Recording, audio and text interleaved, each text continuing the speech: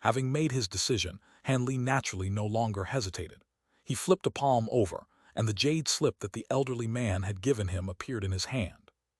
On this occasion, he was going to study the refinement method for the flying swords before he worked on the sword art. He had already briefly read through the refinement method last time, but this was an important matter, so Han Li naturally had to read it again in detail. A short while later, Han Li withdrew his spiritual sense from the jade slip and narrowed his eyes slightly in contemplation. According to the jade slip, if he wanted to rid his flying swords of impurities, there were 3 methods he could employ. The simplest of those methods required no extra materials. He simply had to use his nascent soul flames to slowly refine all of the non-wood attribute materials in the flying swords. That was the simplest method, and also one that incurred the least amount of risk. However, all of the materials in his flying swords had already fused as one, and it would take an extremely long time to refine them in such a way. In fact, even 3 or 4 centuries may not be enough. During this process, he'd have to constantly be using his nascent soul flames, so he'd be significantly hampering his own cultivation. As such, Han Li decided against this method almost immediately. The second method was to use a cultivation art known as the 9-flame metal melting art. If he could collect several types of special fire attribute pills, then go into seclusion for around 70 to 80 years, he'd be able to use this cultivation art, along with the power within those pills, to forcibly rid the azure bamboo cloudswarm swords of their impurities. However, this was an extremely risky method, and it would also harm some of the wood attribute materials in the flying swords. Furthermore, the fire attribute pills required were quite rare and not that easy to collect. At the time, the elderly man was preparing to use this method to refine Han Li's flying swords for him in exchange for golden lightning bamboo, but Han Li had not been a fan of this essentially self-mutilating method. As such, there was only one final method left, and it was also seemingly the most implausible and time-consuming one. The elderly man had enclosed a message stating that this method was only something that he theorized would work, but had never actually tried it himself. However, if one were to follow the instructions closely, they should have a good chance of success. Furthermore, if success were to be achieved, the rewards reaped would also be quite staggering. This method involved a process that was known as planting swords. The process consisted of finding some sprit seedings, then planting them in a place with abundant spiritual chi. After that, the flying swords had to be sealed within these seedlings, and as the seedlings grew, all of the materials in the sword would gradually be converted into wood attribute materials due to the wood attribute spiritual chi of the spirit trees themselves. As such, there'd be no need to rid the flying swords of anything.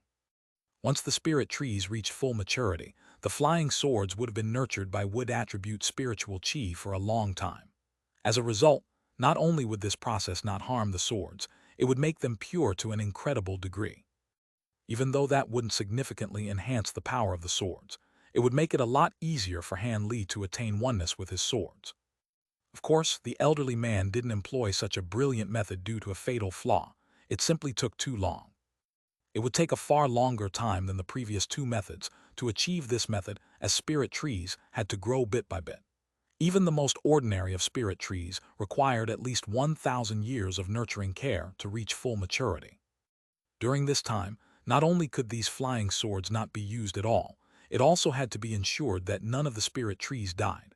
Otherwise, all of the prior efforts would go to waste. Even if one were to replant the flying sword into another spirit tree, the damage would already be irreversible. As for how long was required for this process, there were no specific guidelines. However, one thing was for certain: the longer a sword was planted and the more precious the spirit tree was, the greater the degree of purity of the flying sword following the procedure. Han Li was ecstatic to see this method, and he immediately decided to use it. This method would perhaps be next to impossible for other people, but it was perfect for him, seeing as he could accelerate the growth of plants. With his small vial to assist him, myriad-year spirit trees could be nurtured with no issues at all. However, he was rather skeptical about whether this method was actually feasible. However, he didn't have to expend a lot of time to complete the process, so he decided to give it a try first. If it didn't work, then he could switch to one of the other 2 methods. Having made his decision, Han Li rustled a sleeve, and a green jade box appeared. The lid of the box flew off to reveal a seemingly ordinary section of bamboo that had a few roots hanging off one end. This was none other than the small section of golden lightning bamboo that Han Li had intentionally kept after refining his flying swords. Even though this wasn't explicitly stated in instructions within the Jade slip, it could only be better to plant the swords into a spirit tree that was the same as their main constituent material. Furthermore, he had learned from the elderly man that the leaves of the golden lightning bamboo could be used to refine the golden devil vanquishing lightning, so it certainly couldn't hurt to harvest some of those leaves as well. Thus, Han Li summoned his second nascent soul again before handing the wooden box and a flying sword over to it. He was going to experiment with just a single sword first. If the process did indeed prove to be viable, he'd then mass-produce golden lightning bamboo and plant the rest of his swords into them. After the second nascent soul departed, Han Li closed his eyes to meditate for a while before opening his eyes again and producing a small white vial. He raised his neck and dripped a drop of true toad liquid into his mouth to finally begin his true cultivation. Treasures and cultivation arts were certainly fantastic, but without sufficient magic power to support them, they would hardly be very useful. Han Li had been well aware of this all along. He made a hand seal, and golden light shimmered all over his body as the true devil projection appeared again. Each of its 6 golden arms made a profound hand seal, and the projection also sat down in a cross-legged manner, as if it were also going to cultivate. At the same time that golden light flashed from Han Li's body, a halo of golden light also appeared around the projection. This massive halo of light enshrouded the entire projection, and countless golden runes were surging forth relentlessly from the projection's hands, then disappearing into its body.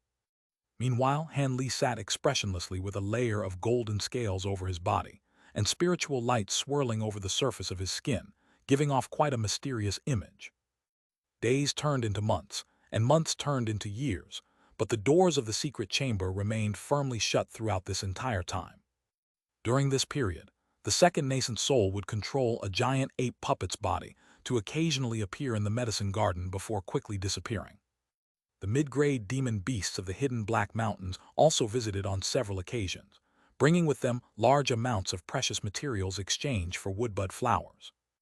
All of them wore grim expressions each time, thinking that the supply of woodbud flowers surely had to be rapidly depleting.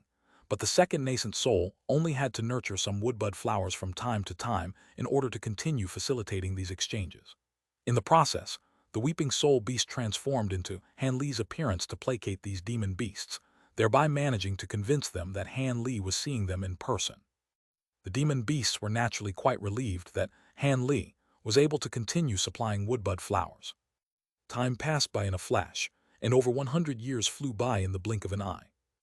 No major events took place on the island during this time, and it seemed that this period of peace would continue for the foreseeable future. However, one day, an extremely astonishing phenomenon suddenly appeared in the air above Han Li's cave abode. Loud thunderclaps erupted overhead, following which white spiritual clouds appeared out of thin air, then converged toward the summit of the mountain.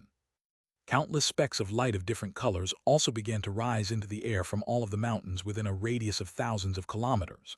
After rising to a certain altitude, these specks of light swelled before bursting like bubbles, creating swaths of 5-colored light that then surged toward Han Li's cave abode.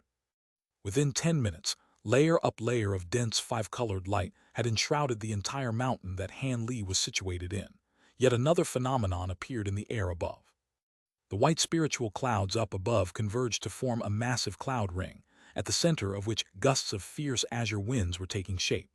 The 5-colored light down below was swept up into the cloud ring, then torn apart before fusing together again. As the winds grew fiercer, the more and more 5-colored spiritual light was swept up into the sky, and even the azure winds were converted into all types of different colors. However, the 5-colored light surging from all directions didn't cease in the slightest, and the films of light around the giant mountain down below became even denser than before. Such astonishing scenes naturally attracted all of the attention of the beasts and demon beasts within the hidden Black Mountain ranges.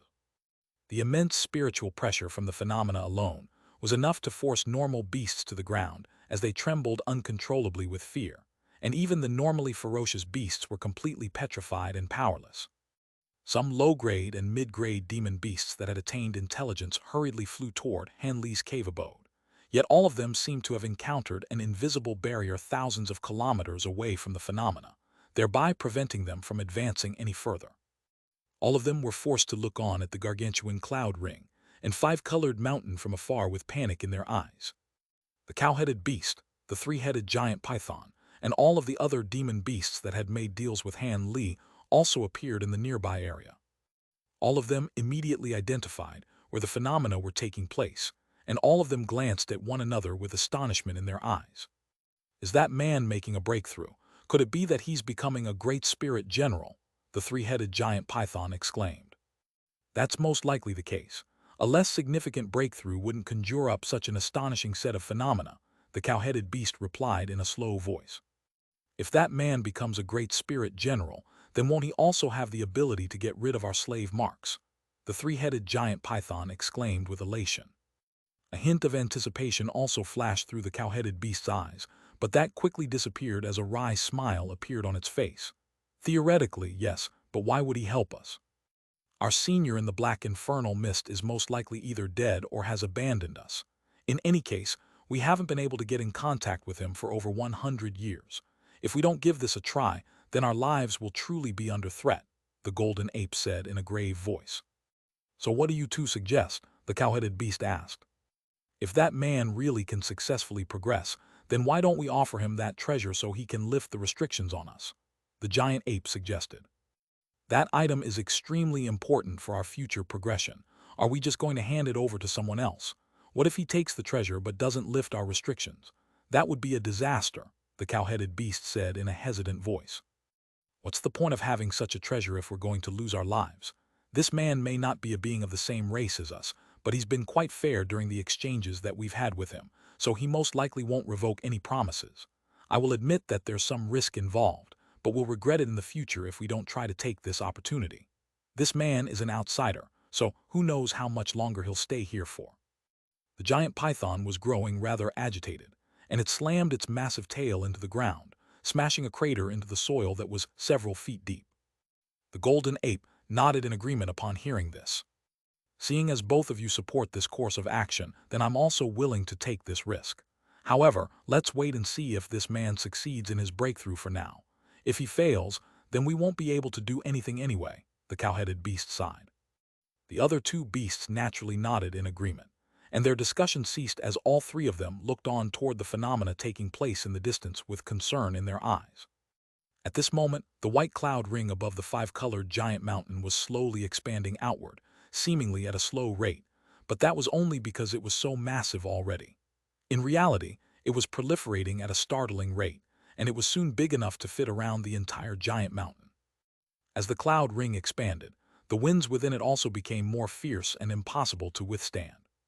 The five-colored light down below was sucked upward by the gale-force winds at an astonishing rate, and the films of light over the giant mountain gradually thinned out. After such a long time, the specks of five-colored light converging toward the giant mountain had also begun to lessen.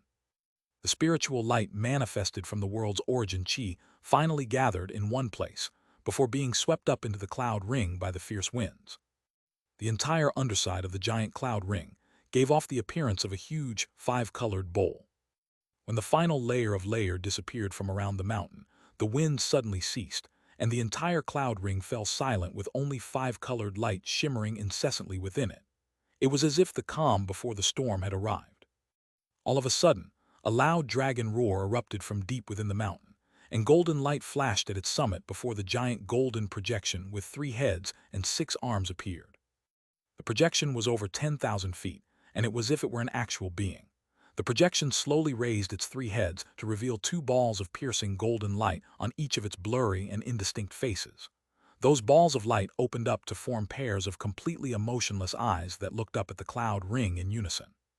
All of a sudden, the 3 heads swayed together, and 3 long cries rang out once again in a relentless manner, like rumbling lightning that echoed throughout the entire heavens. The normal beasts in the distance only grew more petrified as a result, but exhibited no other symptoms. However, the demon beasts that already possessed demonic power were suddenly struck an intense ringing in their ears, and it was as if their spiritual sense had been plunged into a turbulent ocean, making it impossible for them to formulate any coherent thoughts. The long cry unleashed by the giant projection dragged on for as long as 10 minutes before abruptly coming to a halt. After that, Each of the 6 arms made a hand seal, and following a few muffled thumps, spiritual light flashed in the surrounding area, and 4 more projections appeared, each of which was only half the size of the original one. These consisted of a massive azure bird, a 5-colored peacock, a 5-clawed golden worm, and a huge rainbow phoenix. As soon as these true spirit projections appeared, each of them let loose their customary cries and began to fly in the air around the original golden projection. Light suddenly flashed from 2 of the projections, 3 blurry faces, and they instantly became clearer as both of them took on Han Li's set of ordinary facial features. Golden light was flashing in the eyes on those 2 faces, and both of them wore grim expressions. For some reason, the final head remained quite blurry and indistinct, making it impossible for one to glean its facial features. One of the faces let loose a loud roar, and the 4 true spirit projections faltered before flying toward the massive golden projections. Spiritual light flashed, and all 4 projections disappeared in the blink of an eye. The original golden projection shuddered before swinging its 6 arms through the air, and its body began to expand drastically amid swirling golden light once again. Within moments, it had grown significantly taller than even the massive mountain beneath it, and it was almost able to reach up and extend its hands directly into the light within the cloud ring. Right at this moment, bursts of Buddhist chants rang out from one of the heads that had taken on Han Li's facial features, following which all 6 arms pointed up into the sky in unison. The cloud ring that had become completely motionless suddenly sprang to life again.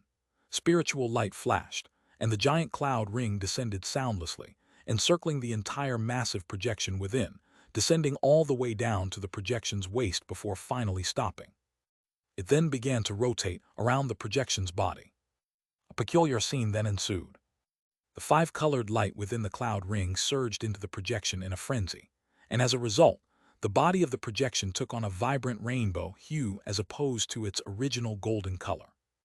During this process, the projection's body was trembling uncontrollably as agonized expressions appeared on both sets of its faces. It was as if the more 5-colored light was being injected into its body, the more pain it had to suffer. Furthermore, the rate of influx of this 5-colored light was quite astonishing. After just a few moments, all of the light within the cloud ring had disappeared without a trace. The projection then let loose a loud cry, and the white cloud ring around it also disintegrated into hundreds of balls of white light that hovered in the nearby area. At this moment, the 3 heads opened their mouths in unison to blast forth bursts of golden light that swept these balls of light into their stomach. After doing all that, the pain on the faces of the projections eased significantly, but its body suddenly began to shrink. In the blink of an eye, the mountainous projection had transformed into a normal-sized human being with layers of 5-colored light over its body. The humanoid figure sat down in the air above the mountain, with its legs crossed while making a hand seal, and he hovered there in a completely motionless manner. The astonishing spiritual pressure and phenomena had all disappeared, and it was as if everything had gone back to normal. Only then did the beasts and demon beasts in the distance slowly return to their senses. The normal beasts struggled to their feet before letting loose a few panicked cries and fleeing back to their nests and lairs as quickly as they could, not even daring to sneak a glance back at the massive mountain. All of the demon beasts also fled into the distance, as if they just survived an extremely perilous ordeal. The trio of mid-grade demon beasts were faring slightly better than the other beasts and demon beasts, yet they were also only able to barely remain standing. At this moment, the golden ape asked in an anxious voice, "What happened? Did he succeed?"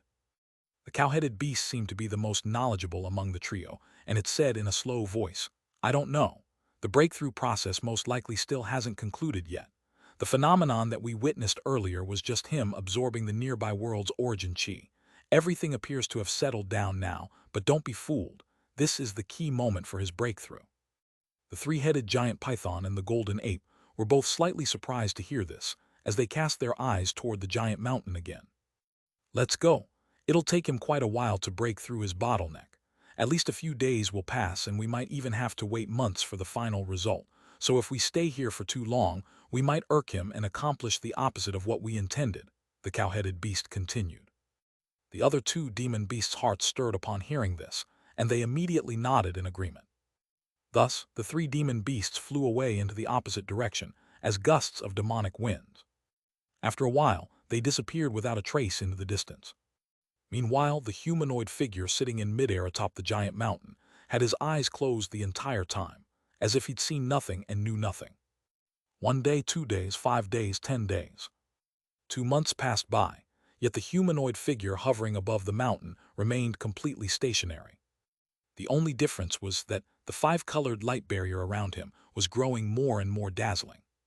The mid-grade demon beasts had snuck back to check on Han Li on a few occasions during this time, and all of them found this to be quite intriguing. At the same time, they were all quite perplexed by what was happening. During this period, there were the occasional beasts that had forgotten about the phenomena that had taken place here not long ago and ventured within 50 kilometers of the giant mountain. All of them then disappeared amid a burst of white mist. A gargantuan restriction had been set up around the entire massive mountain, and the closer one drew to the center of the restriction, the more powerful it seemed to become. After another half a month, the humanoid figure within the light barrier suddenly shuddered, and the five-colored light around his body swirled before he finally opened his eyes. A long cry then erupted from his mouth. The cry didn't contain any power or abilities. It was merely an expression of elation. Moments later, the cry cut off, and the humanoid figure rose to his feet before swinging both arms through the air, and the five-colored light barrier around him disintegrated into specks of spiritual light. Immediately thereafter, he made a hand seal, and a pair of wings appeared on his back before he disappeared following a loud thunderclap. Deep within the giant mountain, an azure and white arc of lightning flashed within the secret chamber of the cave abode, and Han Li appeared with an elated look on his face. With the assistance of the true toad spirit liquid, complementing the arduous cultivation that he'd engaged in for over a century, he had finally reached the pinnacle of the deity transformation stage, had also completely refined the wisp of spiritual sense within the Tian Peng relic. Thus, he obtained the methods to refine the true dragon and heavenly phoenix true spirit bloods. Thus, he naturally immediately fused those two types of spirit blood into his body, thereby mastering the true dragon and heavenly phoenix transformations. At that point, both Han Li's body and magic power had reached an incredible level that stood at the very pinnacle of what was possible for deity transformation cultivators. At the same time, the azure shifting fruit core had also been nurtured into several azure shifting fruit trees. With this fruit as the main ingredient, Han Li finally refined over 10 heaven-shifting pills after several failures. With everything ready, Han Li finally prepared to progress to the spatial tempering stage with the assistance of his 3 black flame pills and 3 heaven-shifting pills. During the process, Han Li had been quite lucky in that 2 of his 3 heaven-shifting pills took effect, enhancing the effects of the 2 accompanying black flame pills by 20% to 30%. Under such optimistic circumstances, Han Li spent several months and was finally able to activate the world's origin chi in a vast area around him, before injecting it into his own body, thereby progressing to the spatial tempering stage in what was an extremely smooth and flawless breakthrough. Both his magic power and spiritual sense had more than doubled as a result of his breakthrough, but that wasn't the most significant difference that Han Li was experiencing. At this moment, he was hovering in midair within his secret chamber with his eyes closed, sensing everything around him. In the past, the world's origin chi had been rather indistinct and elusive to him, but it had since become extremely clear, as if he could gather it in his palm and grab it like a physical object. Seeing as that was the case, he really did raise a hand and make a grabbing motion. A spluttering sound rang out as 5 streaks of translucent light shot forth from his fingertips. Immediately thereafter, specks of spiritual light flashed in the nearby area, and countless rice-sized specks of 5-colored light appeared, then disappeared into the streaks of translucent light in a flash. Brilliant light then erupted from those streaks of light, following which a massive translucent 5-colored hand appeared out of thin air. I see. After progressing to the spatial tempering stage, my control of the world's origin chi has improved significantly compared to when I was at the deity transformation stage, Han Li murmured to himself. At the deity transformation stage, he could only just barely sense the world's origin chi and use it for extremely basic functions. Only now had he truly mastered the world's origin chi. With this significantly improved mastery of the world's origin chi, any ability or technique that he unleashed would become a lot more powerful than before. The abilities that relied solely on borrowing the power of the world's origin chi would presumably become even more fearsome, perhaps even enhanced to several times their original power. Han Li opened his eyes as a pleased look appeared on his face. He swept an arm through the air, and the massive translucent hand before him immediately disappeared. Han Li then slowly descended onto the ground below. He cast his gaze toward a corner of the secret chamber, which was where the divine essence-effused mountain had been sitting for over 100 years. During this time, Han Li had also placed the other 2 stone blocks into it in succession, and it was about time that all 3 blocks were completely refined. With that in mind, Han Li waved a hand toward the mountain without any hesitation. A loud rumbling rang out, and the small black mountain only rose up into the air before traveling toward him after a burst of violent tremors ran through the entire secret chamber. Han Li spread open his 5 fingers, and the small black mountain instantly stopped right in front of him. He carefully inspected the mountain to find that its appearance hadn't changed in the slightest. However, the fact that he could draw it so easily to himself was an indication that the stone blocks had indeed completely fused as one with the mountain. Otherwise, even with the significant improvements in his magic power, there was no way that he'd be able to control it so easily. He nodded before casting an incantation seal toward the small mountain. An azure light flashed as the incantation seal disappeared as soon as it came into contact with the mountain. Immediately thereafter, silver light flashed, and a ball of silver flames emerged from the mountain before transforming into a silver fire raven. It was none other than the spirit engulfing fire raven. The fire raven had clearly shrunk significantly, and it appeared to be rather feeble. It was quite clear that refining the stone blocks of over 100 years had depleted a lot of its essential power. Han Li's heart throbbed slightly upon seeing this, and he pointed a finger toward the fire raven, following which it immediately flew through the air before disappearing into his body in a flash. Han Li would have to nurture it in his body for a while for it to recover. A smile appeared on Han Li's face as he cast another incantation seal toward the small black mountain. The mountain revolved before disappearing amid a flash of gray light. In the next instant, Han Li flipped over his inky black hand so that the palm was facing upward, and black light flashed as a miniature mountain appeared in the air above his palm before descending straight downward. The miniature mountain then disappeared in a flash, and at the same time, the image of a small silver mountain appeared on the back of his hand. Han Li had sealed the divine essence-effused mountain back into his hand again. However, his expression then abruptly changed drastically as his outstretched arm plummeted at an alarming rate, pitching his body forward as well. Crab! Han Li hurriedly bent his knees to absorb his momentum, while his other hand shot forth to catch his plummeting hand. He then swayed several times on the spot before finally managing to right himself. In the instant that the divine essence-effused mountain was sealed into his hand, his arm had become impossibly heavy, and even with his immense strength, he was still almost thrown forward onto the ground, and even now, he was only barely managing to stay upright. Han Li was naturally quite bewildered by this development, but he quickly understood what had happened. Even though he'd already used the 100 Meridian Refinement Mantra to completely fuse the divine essence-effused mountain with his hand, the newly added stone blocks were yet to be refined using this mantra, thus resulting in its immense weight being unaccounted for. It appeared that if he wanted to use the mountain as easily as he could in the past, he'd have to refine it with the mantra again. With that in mind, Han Li immediately began the process. He sat down with his legs crossed, carrying his arm with his other hand as golden light flashed above his head. An azure nascent soul abruptly emerged from the top of his head, wearing a solemn expression with golden and azure light shimmering around its body. The nascent soul immediately made a hand seal before opening its little mouth to expel a wisp of azure flames, which struck the hand in which the mountain was sealed. The palm was inky black and instantly enshrouded by the flames unleashed by the nascent soul. Han Li closed his eyes while golden light flashed from behind him, and the Provenance True Devil projection appeared once again.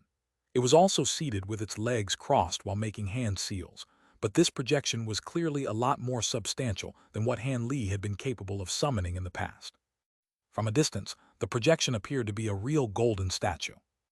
Thus, Han Li used the 100 Meridian Refinement Mantra to refine the divine essence-effused mountain again, and that took the better part of a year.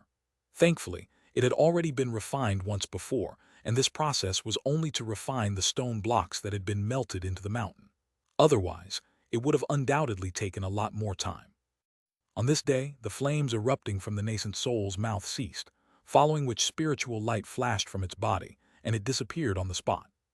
Han Li withdrew his hand seal and concluded the refinement process.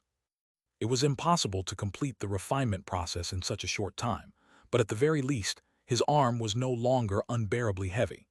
As for the rest of the process, that would consist of the mountain slowly being assimilated with his hand again, and that would be an extremely lengthy process.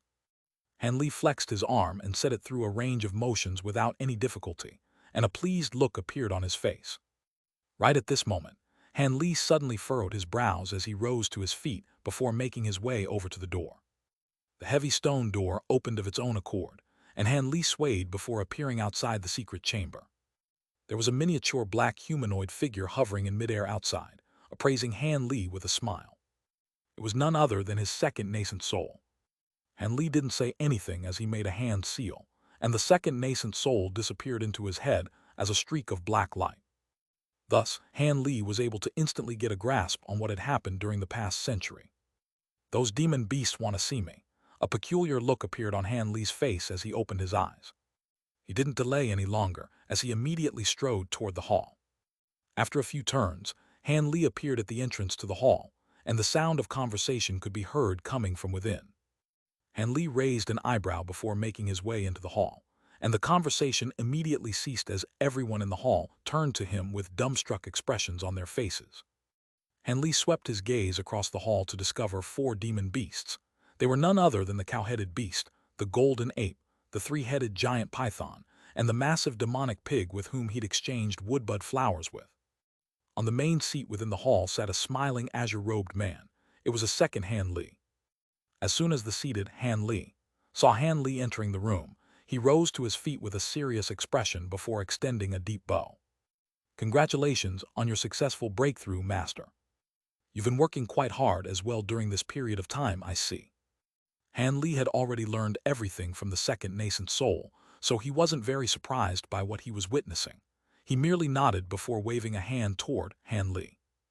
"I've only done what's expected of me, Master.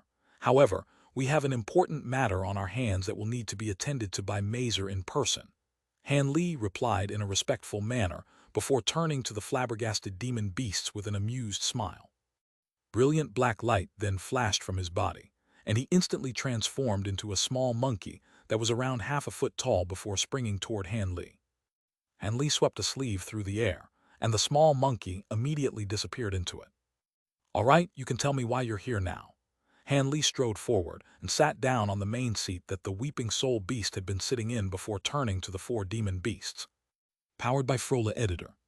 The cow-headed beast finally recovered from the shock of seeing 2 Han Lis, and it hurriedly bowed with a respectful expression as it said, "We witnessed the phenomena triggered by your breakthrough a while ago, and we've come to offer our congratulations to you, Senior." It was quite clear that this person before them was the true Han Li. "Oh, how did you know I succeeded? What if I failed?" Han Li chuckled. "Other people may fail, but with your unfathomable power, there's no way that you fail, Senior," the 3-headed giant python said in a fawning manner. Han Li chuckled upon hearing this before adopting a serious expression as he said, "All right, that's enough idle chatter. I'm already aware of the reason for your visit. You say you're here to offer me a treasure. Tell me what you want. I don't have time to waste here." At Han Li's current cultivation base, he was more than twice as powerful as the average early spatial tempering cultivator. Even though he hadn't intentionally unleashed any of that power, his shift in demeanor still affected the world's origin chi within the hall, causing it to surge violently. The 4 demon beasts felt the air tighten around them, and it was as if a gargantuan weight had fallen on their shoulders, almost flattening them onto the ground. "Please curb your anger, Senior. We really are here to offer treasure. We bear no ill will," the cow-headed beast yelled in a panicked manner as it circulated its magic power to withstanding overwhelming pressure. "Why would you offer me a treasure for no reason? So be it, show me what you've got first. If it catches my interest, I'll listen to what you have to say next. If it's useless to me, then you can all leave," Han Li said in an indifferent voice. At the same time, the overbearing pressure in the hall disappeared, and the 4 demon beasts were able to stand up straight again. The cow-headed beast didn't dare to delay any longer as it hurriedly turned toward the golden ape. The ape hesitated momentarily before producing a black wooden box, then striding forward and offering up the box with both hands in a respectful manner. and Li waved a hand through the air, and the wooden box flew into his grasp. He swept a sleeve over the lid of the box, and azure light immediately flashed from its surface before it flew off of its own accord, thus revealing its contents. Within the box sat a fist-sized, vibrant red fruit, with a net of silver lines running all over its surface, while light shimmered from it in an erratic manner.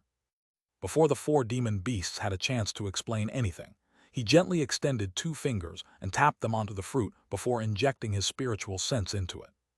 Han Li's expression then changed several times in a matter of moments.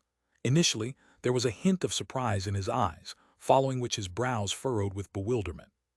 The 4 demon beasts glanced at one another upon seeing Han Li's reaction, and all of them wisely remained silent.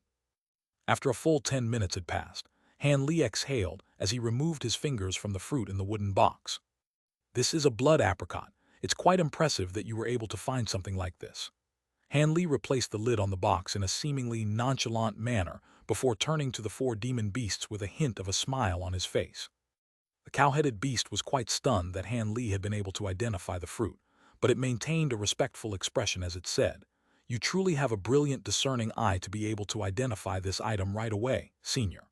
This is something that the 4 of us found in a set of ancient ruins within the hidden Black Mountain ranges, and we wanted to offer it to you, Senior. If I recall correctly, this fruit is able to rejuvenate one's blood and refine one's body. It's an extremely rare spirit medicine that can assist you demon beasts in your breakthroughs. If you're willing to offer something like this to me, you must have a big favor to ask of me, right? This fruit is indeed rather useful to me, so I'll listen to what you have to say," Han Li said in an unhurried manner as he narrowed his eyes. The 4 demon beasts glanced at one another upon seeing this, and in the end, it was still the cow-headed beast that spoke on their behalf. "Seeing as you've seen through intentions, then we won't hide anything any longer. The 4 of us are in grave danger, and you're our only hope, Senior," the cow-headed beast said with a beseeching look on its face. However, Han Li remained completely expressionless and merely looked on in an indifferent manner.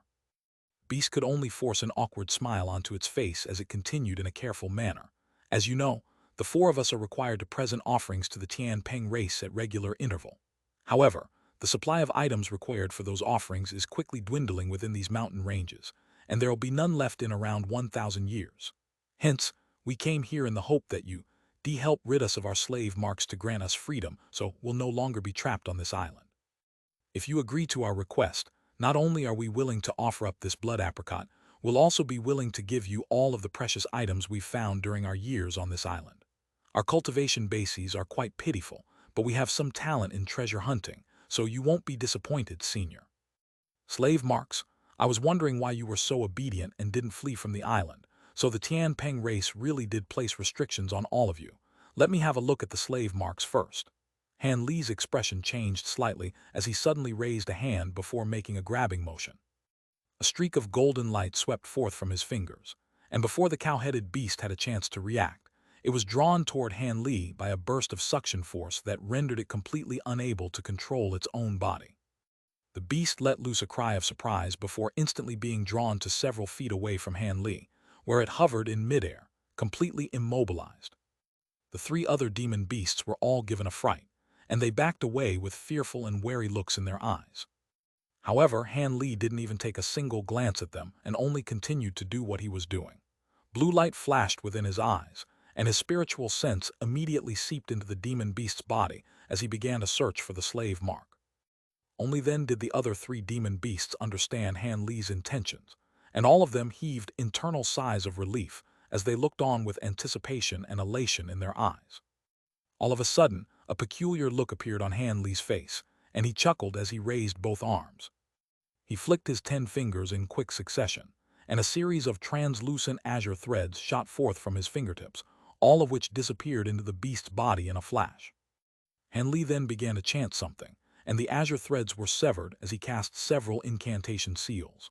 The cow-headed beast shuddered violently before its body completely stiffened, and a vibrant red insect projection was forcibly dragged out of its glabella by a clump of azure threads. The insect projection was several inches in length, and after half of its body had emerged from the small beast's glabella, it refused to be withdrawn any further, despite the azure thread's best efforts. At the same time, an agonized look appeared on the beast's face. Its mouth was slightly agape, but no sound escaped from within, and it suddenly fell unconscious in the end. A contemplative look appeared on Han Li's face upon seeing this. However, he then raised an eyebrow as blue light flashed through his eyes, and he let loose a low cry. Azure light flashed in the air behind him, following which the projection of a massive azure bird appeared. As soon the projection emerged, a sharp piercing screech rang out, and the three other demon beasts all collapsed onto the ground in a completely feeble and powerless manner.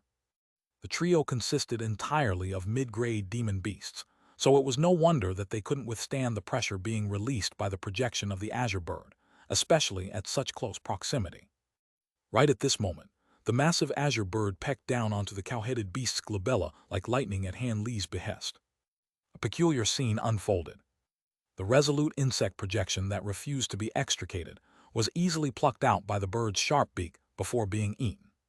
Following another piercing cry, the projection of the massive bird disappeared. Only then did the other three demon beasts struggle to their feet, but all of them were trembling uncontrollably with fear as they appraised Han Li with horror in their eyes. Han Li paid no heed to the other three demon beasts, focusing his attention on the cow-headed beast before him instead. After a brief inspection, he nodded with a pleased expression before making a grabbing motion with one hand. The azure threads that had made their way into the small beast's body immediately re-emerged before being withdrawn by him. In the instant that the azure threads left its body, the beast's eyelids fluttered, but it didn't immediately awaken. Han Li's brows furrowed upon seeing this, and he swept a sleeve through the air to send forth a burst of azure spiritual light that disappeared into the beast's body. The unconscious beast's furry body shuddered, and it finally slowly opened its eyes. "Check to see if the slave mark is still within your body," Han Li instructed in an indifferent voice. The small beast had only just awoken, and it faltered slightly upon hearing this before reflexively doing as it was told. Moments later, an ecstatic look appeared on its face. "The slave mark is gone. Thank you, Senior." The small beast hurried, extended a deep bow toward Han Li. Ever since the slave mark had been planted into the beast's body, it had been like an inescapable curse.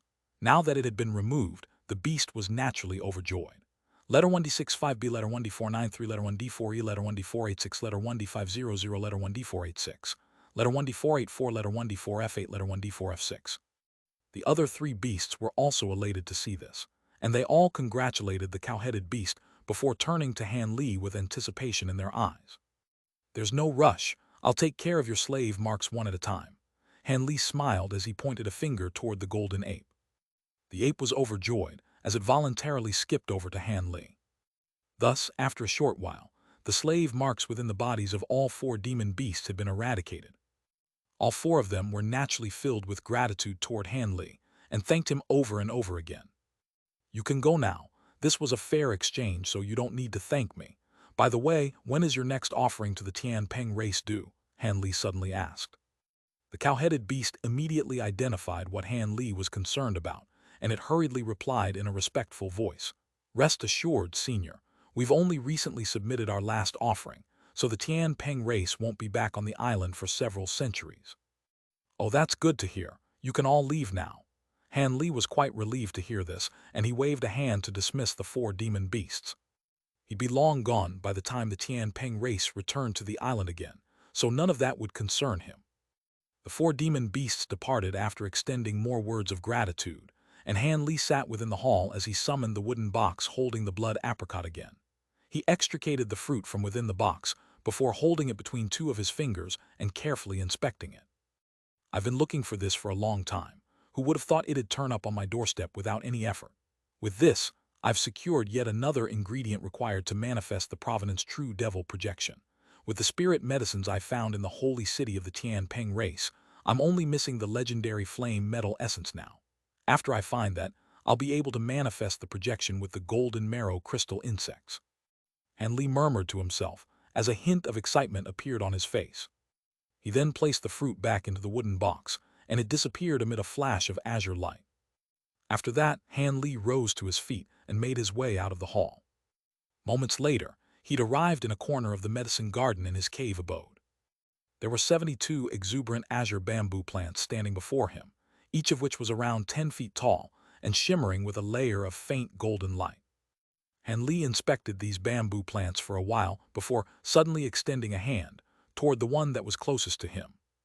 In the instant that his finger came into the contact with one of the bamboo leaves, a loud thunderclap erupted, and an arc of golden lightning erupted from the trunk of the bamboo plant before striking the back of his hand in a merciless manner. However, Han Li's hand instantly turned an inky black color, and the arc of golden lightning was completely absorbed. Han Li paid no heed to all of this as he closed his eyes, seemingly trying to sense something through the bamboo leaf held between his fingers. After a long while, Han Li finally opened his eyes and released the bamboo leaf, but his brows were still tightly furrowed. This method is definitely working, but the conversion process seems to be slower than I expected. I should go and take care of some other matters for now, Han Li murmured to himself as he stroked his chin. Golden light flashed from his body, and he sped out of the medicine garden as a streak of golden light, quickly disappearing out of sight. Not long after that, Han Li appeared in another rectangular stone chamber. There were 7 or 8 cauldrons of different sizes placed in a circle within the room, and a tall stone platform stood at the center. There was a large round how on the surface of the platform that was tightly covered by a white jade lid, and the lid was emanating a layer of faint white glacial chi. The lid had been constructed from a large chunk of profound ice. On the wooden shelves positioned all around the stone chamber were various jars and vials of different sizes, from which a rich medicinal aroma was wafting through the air. This was none other than Han Li's designated pill refinement chamber. All of the jars and vials contained various medicines, most of which were quite ordinary, but were used quite frequently and were indispensable. Han Li couldn't be bothered to stow them away in his storage bracelet, so he stored them all in here. After sweeping his gaze across all of the cauldrons, his eyes settled on a medium-sized azure cauldron. Han Li lifted a hand and made a grabbing motion toward the lid on the stone platform, and the lid immediately rose into the air before falling heavily onto the ground beside the platform with a loud thump, indicating that it was quite heavy. As soon as the lid was removed, a burst of crimson flames erupted out of the hole on the stone platform, and the entire stone chamber was plunged into an unbearably sweltering environment. Han Li immediately pointed a finger toward the azure cauldron without any hesitation, and it swayed before vanishing on the spot. In the next instant, the cauldron appeared in the air above the crimson flames, rotating in midair as it was illuminated by the scorching fire. Han Li chanted something and made a hand seal before casting an incantation seal toward the azure cauldron. The cauldron then shrank and swelled erratically before plummeting straight downward, descending onto the hole in a tight fit and concealing all of the crimson flames beneath it. Han Li exhaled upon seeing this before sweeping a hand over the storage bracelet on his wrist. An azure light flashed as a jade box appeared. He carefully removed the lid of the box to reveal several purple fruits, each of which was around the size of a fist. The fruits were all very round and supple, seemingly filled with translucent fruit juices and emanating a peculiar alluring aroma. Each fruit possessed a core in the form of an extremely lifelike miniature dragon, creating quite a mesmerizing sight to behold. These were none other than the Xianxia dragon fruits that Han Li had obtained during his trip to the Wood Tribe territory. The rising dragon pills refined using this precious fruit was extremely effective for cultivation progression for early spatial tempering and mid-spatial tempering cultivators. Han Li had now reached the mid-spatial tempering stage, so he was naturally going to begin refining this pill. However, this was the first time he'd ever seen a spirit pill with such a difficult refinement process. Just the ingredients required to refine this pill had to be refined on their own, and that would take the better part of a month. Thankfully, Xianxia dragon fruits also took an extremely long time to mature, requiring roughly 30,000 to reach maturity. He was too busy accelerating the growth of his golden lightning bamboo and azure shifting fruit earlier, thereby neglecting the Xianxia dragon fruits, so he'd have to wait a few years for them to mature. With that in mind, Han Li stowed the Xianxia dragon fruits away before making a grabbing motion toward one of the nearby wooden shelves. A dozen or so vials and jars immediately came flying toward him. Han Li stayed in the pill refinement chamber for half a month. When he emerged again, he entered his secret chamber to consolidate his new cultivation base. Of course, at the same time, he began studying the Spring Dawn sword formation. During this time, the 4 demon beasts returned to offer up a bunch of valuable materials and ingredients, all of which were quite valuable, but most of them were not very useful to Han Li at the moment. The gifts were naturally accepted by the Weeping Soul Beast in Han Li's stead, and the 4 demon beasts were unable to verify the authenticity of this Han Li, but they were still extremely respectful and expressed their gratitude once again. Following the instructions from the second nascent soul, the weeping soul beast accepted all of the items before seeing off the 4 demon beasts. As for what they did from here onward, that was not something for Han Li to be concerned about. Thus, days passed by one after another, and after several years, the first batch of Xianxia dragon fruits had finally reached maturity. Han Li emerged from seclusion and began to refine a large number of rising dragon pills. During the process, he discovered that not only was the pill refinement process extremely difficult, the success rate was also shockingly low. Even with his current level of mastery in pill refinement, he still only had a 20% to 30% success rate. Han Li had expected that refining these pills would be quite difficult, but he was still greatly taken aback by such a pitiful success rate. Only then did he realize that spatial tempering stage pills were even more difficult to refine than the rumors suggested. It was no wonder that he'd never seen pills of that caliber being sold during the auctions held in Deep Heaven City. It was most likely the case that pill refinement masters could barely refine enough for their own breakthroughs, so they certainly weren't going to sell them. As for directly consuming the pill for general cultivation purposes, that wasn't a practice that was completely unheard of, but it was most definitely exceedingly rare. Even though Han Li was feeling a little depressed, he had the small vial to help him nurture more fruits, and the other ingredients used weren't all that precious or rare, so this was only a test of patience. Thus, time flew by through a repetitive cycle of pill refinement and seclusion. 40 years later, Han Li was sitting in a cross-legged manner on the ground within the secret chamber of his cave abode while making a hand seal. Golden light was swirling all over his body, and he was concentrating fully on his cultivation. All of a sudden, he was struck by a bone-chilling sensation, and he hurriedly opened his eyes as he rose to his feet. It seems like an immensely powerful cultivator is sweeping their spiritual sense through this place. Could it be? A bewildered look appeared on Han Li's face.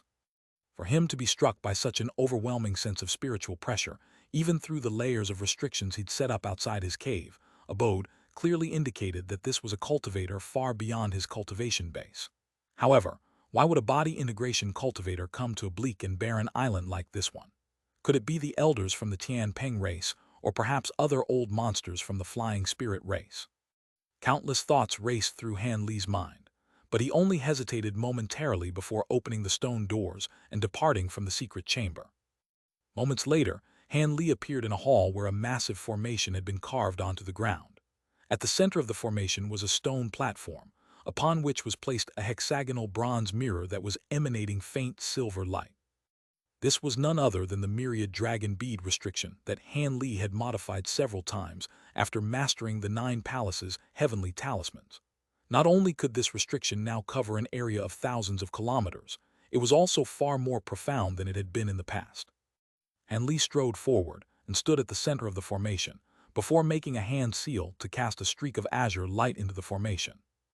The entire formation instantly began to ring incessantly as lights of different colors appeared, then surged toward the bronze mirror in unison.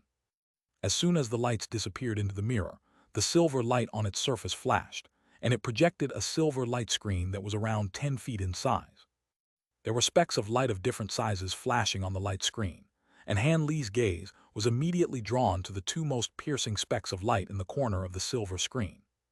What? There are 2 of them? Han Li was given a massive shock before staring at the 2 specks of light with an intense, unblinking gaze. 10 full minutes passed, but the 2 specks of light remained completely stationary on the light screen, showing no intention of approaching Han Li's cave abode, but seemingly not in a hurry to leave either. Han Li was becoming more bewildered by the minute. It was quite clear that these 2 fearsome beings weren't targeting him. Otherwise, they would have flown here as soon as their spiritual sense had swept over his cave abode. However, they weren't departing either, which suggested that they weren't just passing through. As such, Han Li was truly perplexed. With their cultivation bases, they clearly wouldn't just appear here for no reason to have a chat. Who knew if these 2 were friend or foe? At present, the 2 of them were only several thousand kilometers away from his cave abode, and they could even attack him from this distance. With that in mind, Han Li was growing quite concerned. Furthermore, the bone-chilling sensation that he'd been struck with when their spiritual sense had swept through this place was extremely unsettling, particularly when he didn't know their objective. He pondered the situation with a grave expression, then looked down at the formation beneath his feet, and he finally made up his mind as he gritted his teeth. Letter 1D5F3, letter 1D5FF, letter 1D4 1E, letter 1D556, letter 1D604, letter 1D5F2, letter 1D680, letter 1D560, letter 1D55E. He pointed a finger toward the bronze mirror atop the stone platform, and the mirror tremored slightly before slowly rising up into the air and radiating piercing silver light. At the same time, Han Li began to chant something before opening his mouth to expel a ball of blood essence. The ball of blood essence exploded around a foot away from the mirror, transforming into a cloud of crimson mist that enshrouded the mirror within. Silver light flashed on the surface of the mirror, instantly absorbing the blood mist. The shimmering silver mirror instantly took on a vibrant red color, following which the silver light screen disappeared, only to be replaced by a swath of five-colored light. An incredible scene ensued. In the instant that the five-colored light formed another light screen, bursts of white spiritual mist emanated from its surface. The mist tumbled and surged before forming an extremely clear image. Everything within the image was manifested from mist, and aside from the fact that they were several times smaller than in real life, they were all extremely lifelike and realistic. Han Li peered into the image, and his pupils abruptly contracted. The setting in the image was very familiar. It was the area near a certain small mountain located quite close to the edge of the sea of black infernal mist. There were two beings from different foreign races standing beside one another atop the mountain. At first glance, the two of them appeared to be rather similar in appearance to humans. One of them was a tall and broad, handsome young man who appeared to be in his 30s with a shimmering silver horn on his head. The other being had crimson hair reaching all the way down to his waist with a pair of dead fish eyes and faint fish scales on his face. This being wore a set of green beast-like clothing. The two of them were currently looking into the sea of black infernal mist and discussing something among themselves. The image being manifested from the white mist couldn't broadcast any sound, so Han Li couldn't hear what was being said. However, his heart immediately sank at the sight of these two beings, who were clearly not from the flying spirit race. If they were flying spirit beings, then he could appear before them as a holy disciple of the Tian Peng race, and they most likely wouldn't do anything to him. However, things could prove to be a lot more perilous for Han Li now. After all of these old monsters had strange personalities, and it would be a tragedy if he were to be killed by them on a whim. However, immediately fleeing from this place could alert those two beings and perhaps irk them as a result. Just as Han Li was pondering what the best course of action in this situation was, the white-robed young man with the single silver horn on his head suddenly turned to face Han Li from within the image with a meaningful look, following which a burst of piercing silver light erupted from his eyes. Han Li's eyes were struck by a burst of sharp pain, and he hurriedly stumbled back as he closed his eyes with alarm. At the same time, the clear image blurred before exploding amid a flash of silver light, then disintegrating into puffs of white mist. Han Li stood rooted to the spot with an astonished look on his face. The image that had just been dispelled was something that he'd conjured up by forcibly activating an ability that the myriad dragon beast possessed.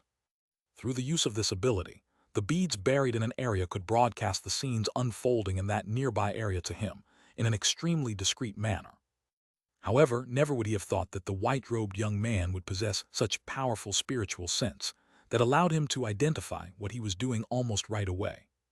These two were most definitely body integration stage beings, and it was possible that they could even be mid-body integration or late-body integration cultivators. Seeing as they had already identified what he was doing, should he get away from here right away, Han Li was still feeling quite indecisive. He wasn't holding on to the false hope that the two beings perhaps hadn't noticed him.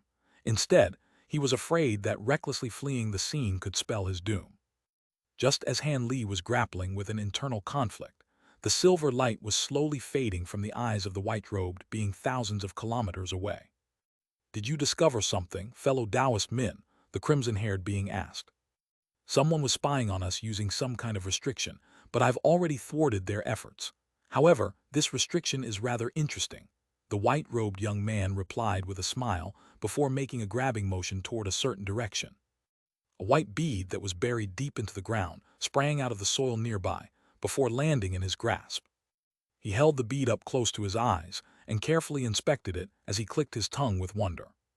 "I didn't think I'd find such intricately crafted surveillance treasures in a place like this," They're treasures of an extremely low caliber, yet they're extremely practical. There are very few treasures of this nature and quality, even among our two races. That's some glowing praise coming from you, Brother Min.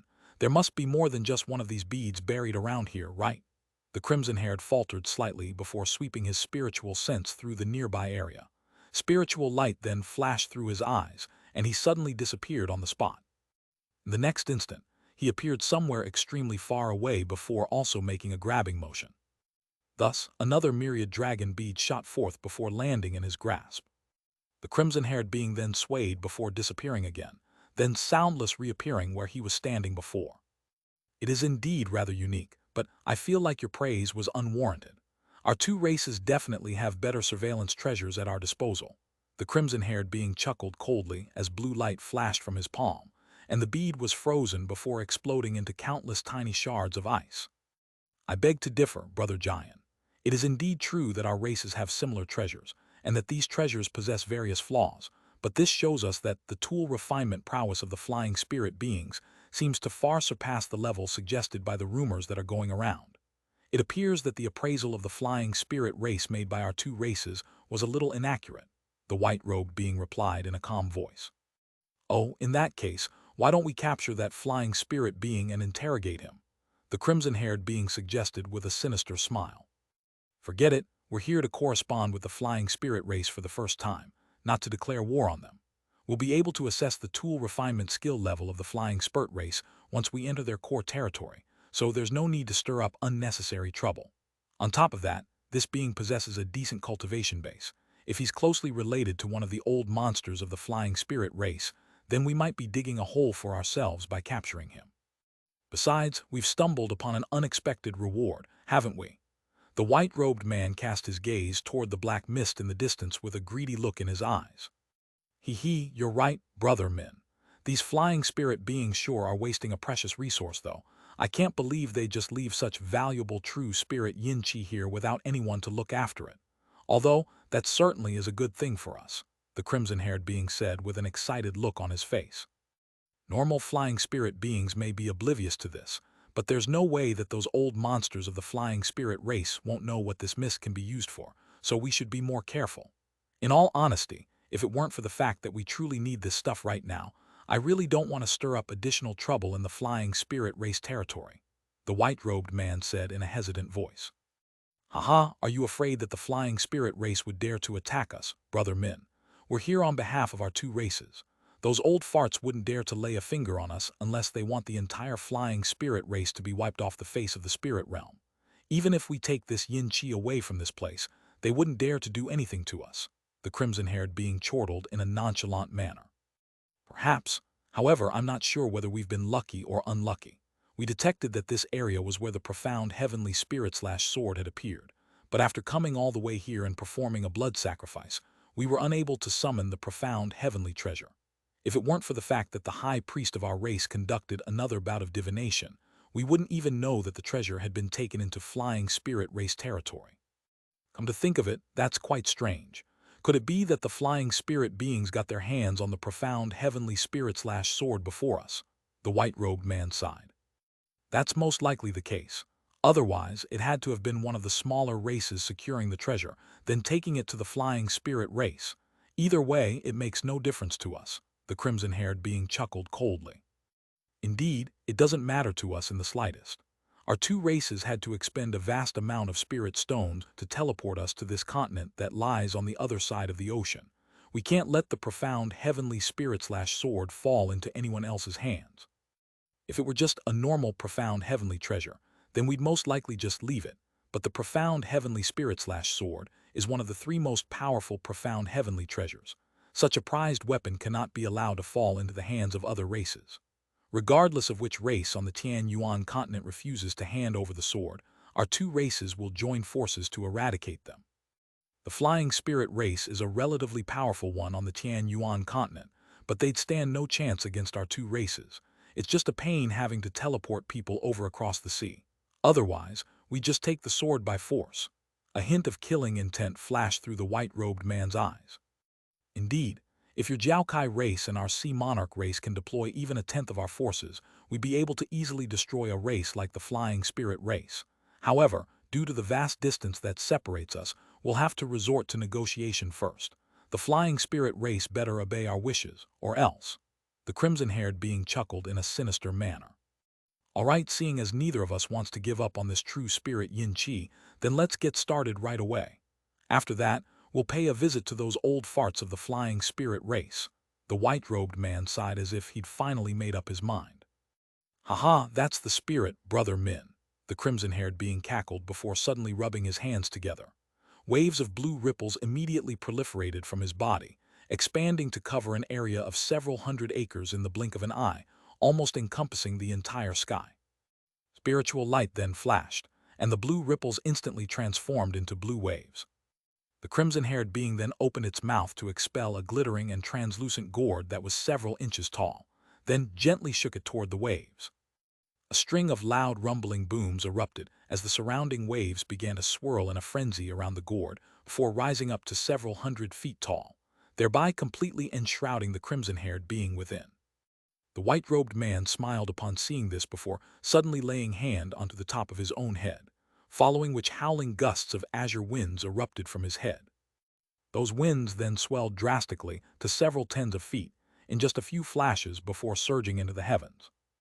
A long cry that punctured the entire heavens erupted from within the fierce winds, and the winds suddenly fell away as if they were feeble papier-mâché structures. A strange horned azure creature that was over 1,000 feet tall emerged in the air. The creature had a single long silver horn on its head and a mouthful of sharp fangs. There was a suit of azure armor draped over its body, and its upper body was long and thin, while its lower body was shorty and stubby.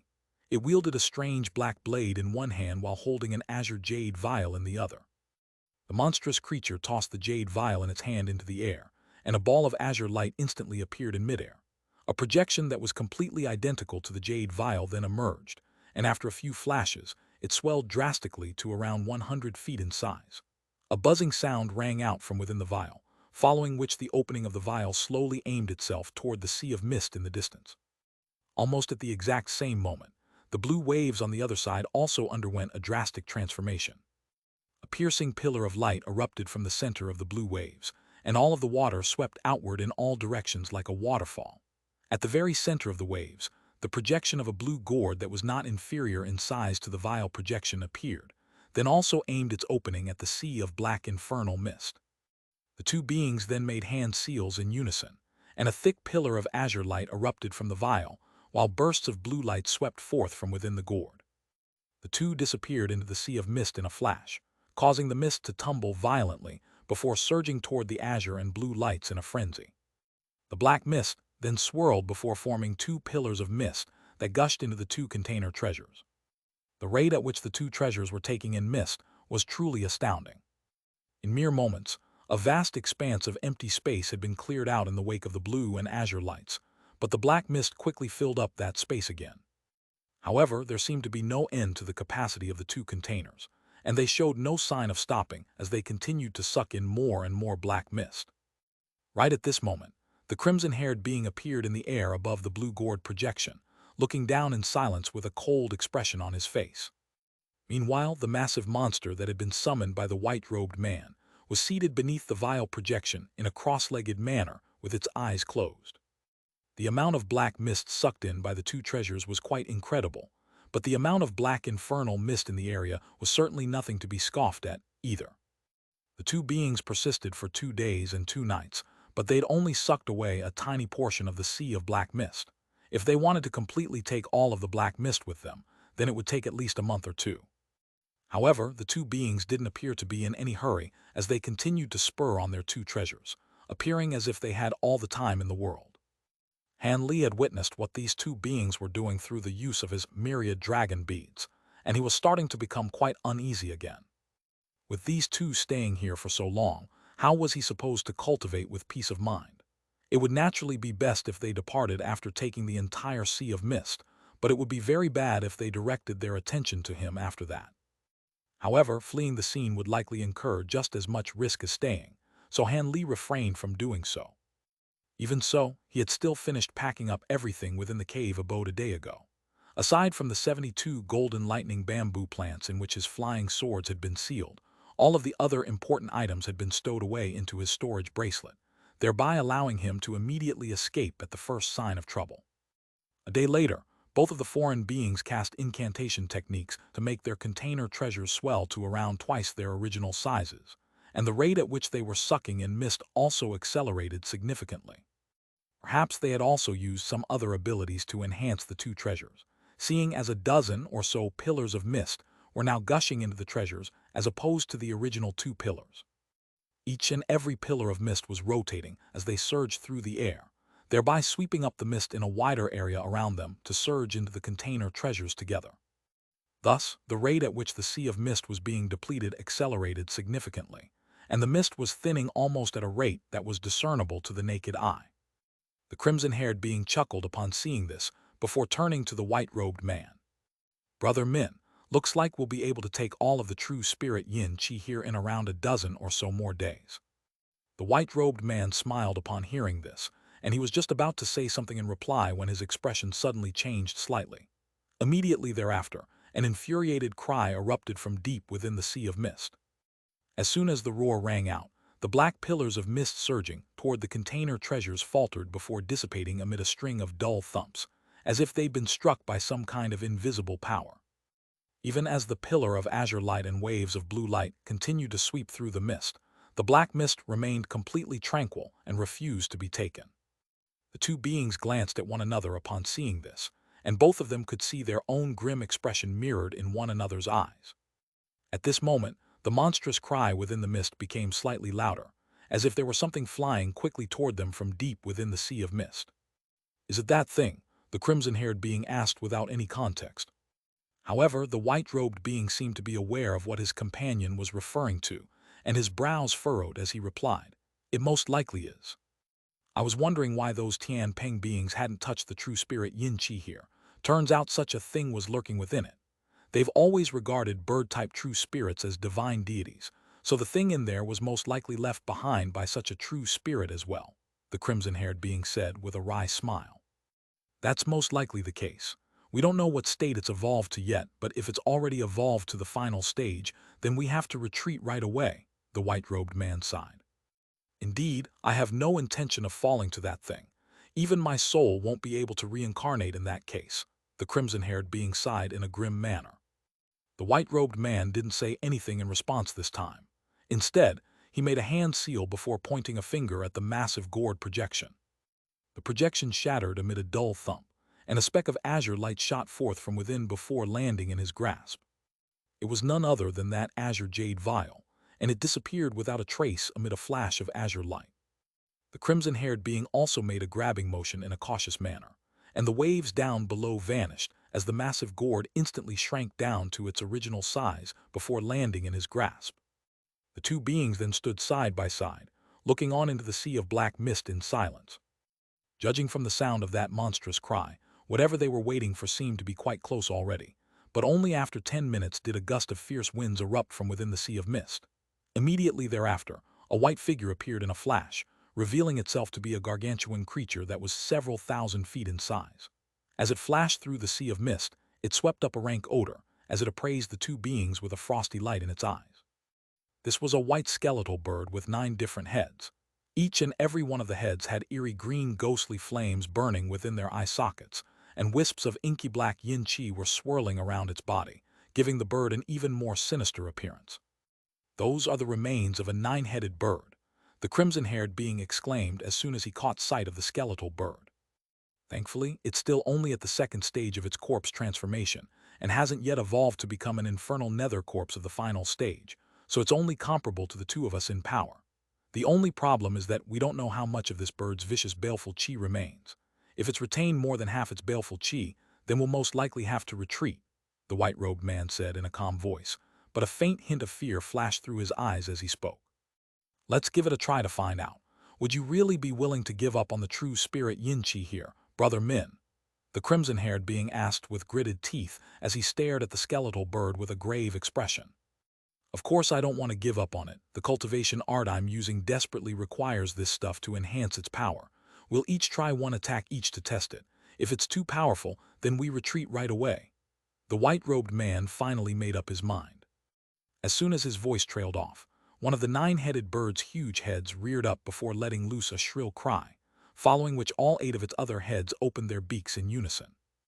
Loud booms rang out as fireballs, blades of wind, ice spikes, bolts of lightning, and other attacks of countless different attributes erupted from the 8 heads at the same time, obscuring almost the entire sky. The ferocity of the attack was truly astounding. However, the 2 foreign beings suddenly became a lot calmer upon seeing this. "I'll go first," the crimson-haired being volunteered before making a hand seal, upon which blue light immediately began to surge around his body.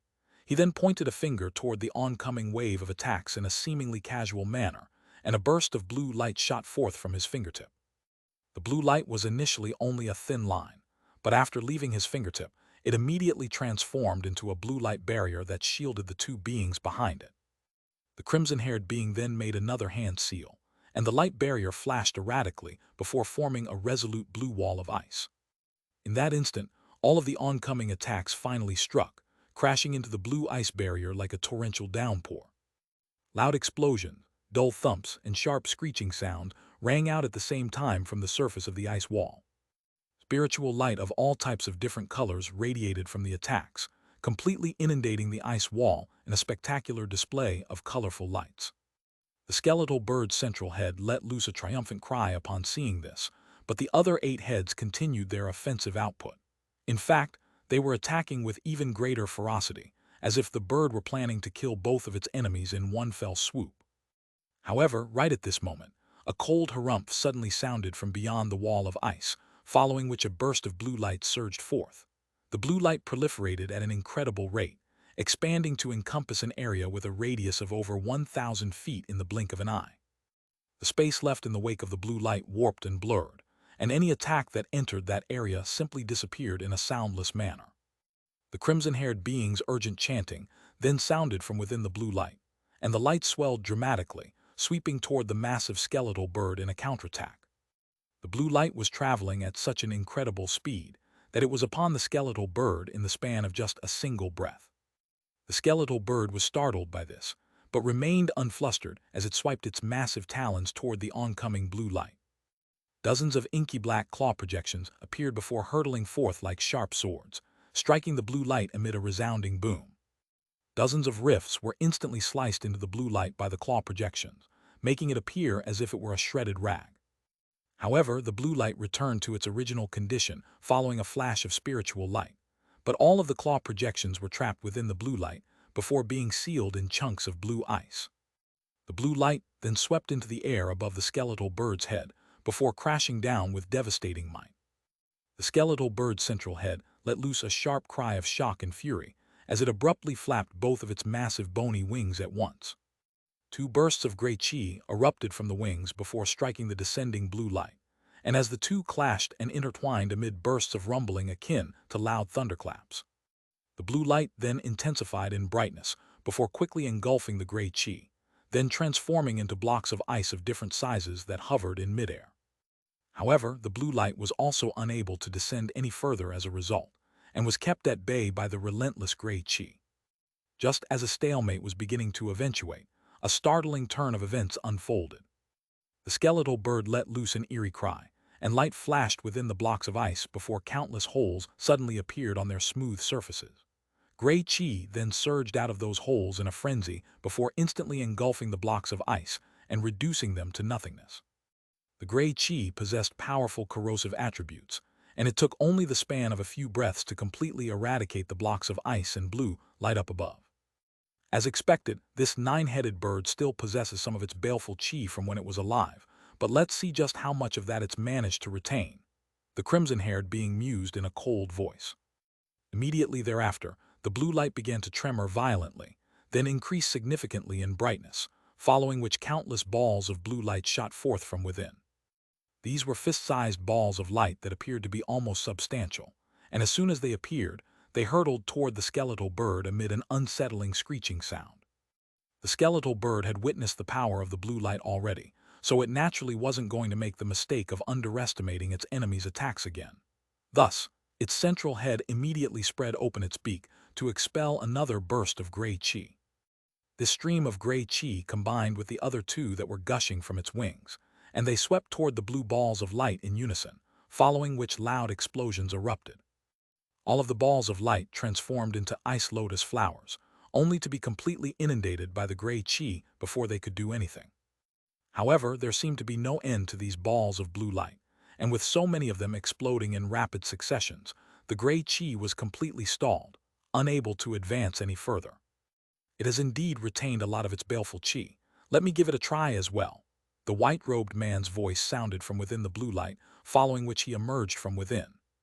At this moment, he was making a hand seal, and the horn on his head instantly elongated to around twice its original length. At the same time, the massive monstrous projection that had been summoned once before appeared behind it again. A bolt of azure lightning appeared on the man's horn, and he lowered his head slightly to blast the arc of lightning through the air. The bolt of lightning became as thick as a large bowl mid-flight, and elongated to over 100 feet. The man shook his head from side to the side, and the massive bolt of lightning blurred before it was instantly split into 2, then into 4, then into 8. Countless arcs of this azure lightning had covered half of the entire sky in the blink of an eye, and all of them were sent hurtling toward the skeletal bird mid a burst of ear-splitting rumbling. The skeletal bird was quite startled to see this, and it immediately switched the direction toward which it was blasting its gray chi, aiming it toward the arcs of lightning instead.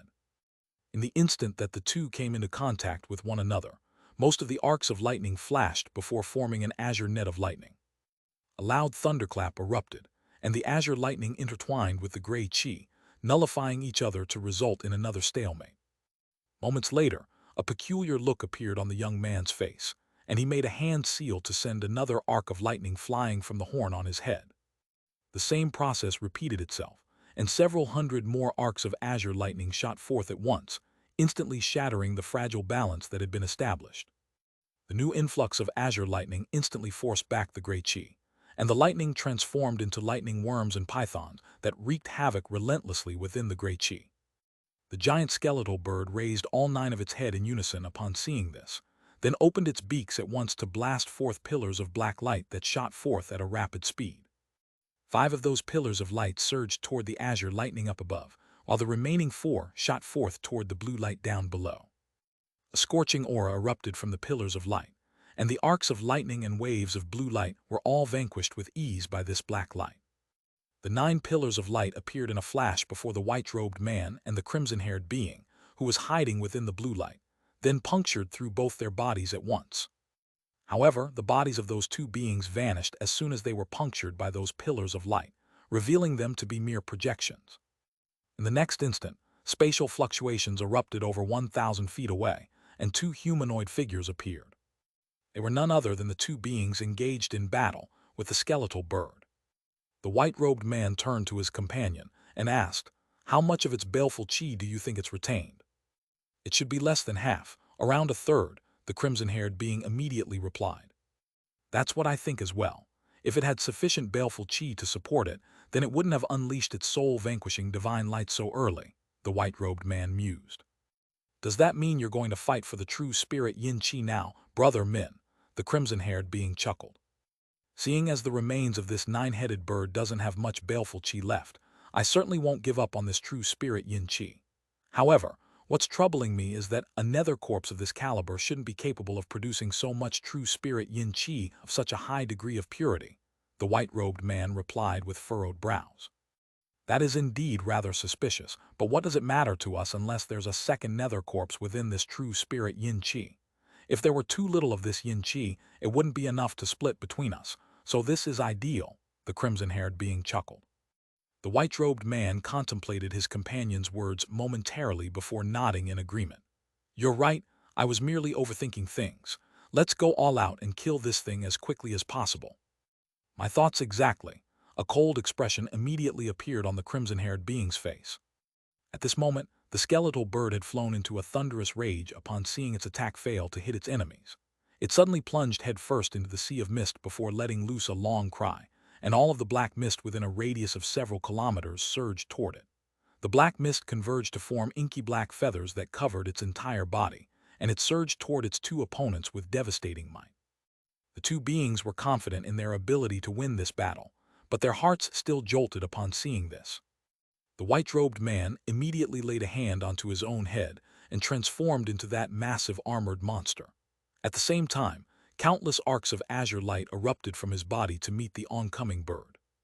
Meanwhile, the crimson-haired being made a grabbing motion, and a shimmering golden trident immediately appeared within his grasp. He raised the trident into the air, and blue, white, and yellow spiritual light appeared on the three respective tips of the trident. Brilliant blue light also erupted from the crimson-haired being's body, and it abruptly transformed into a massive monster with the head of a fish and the body of a human. His new body then expanded countless times along with the trident in his hand, and he resembled a towering giant as he waved his massive trident through the air. Spiritual light of three different colors immediately appeared in the surrounding space before transforming into blue waves, fierce white winds, and azure lightning. The trident was then plunged forward to join the battle.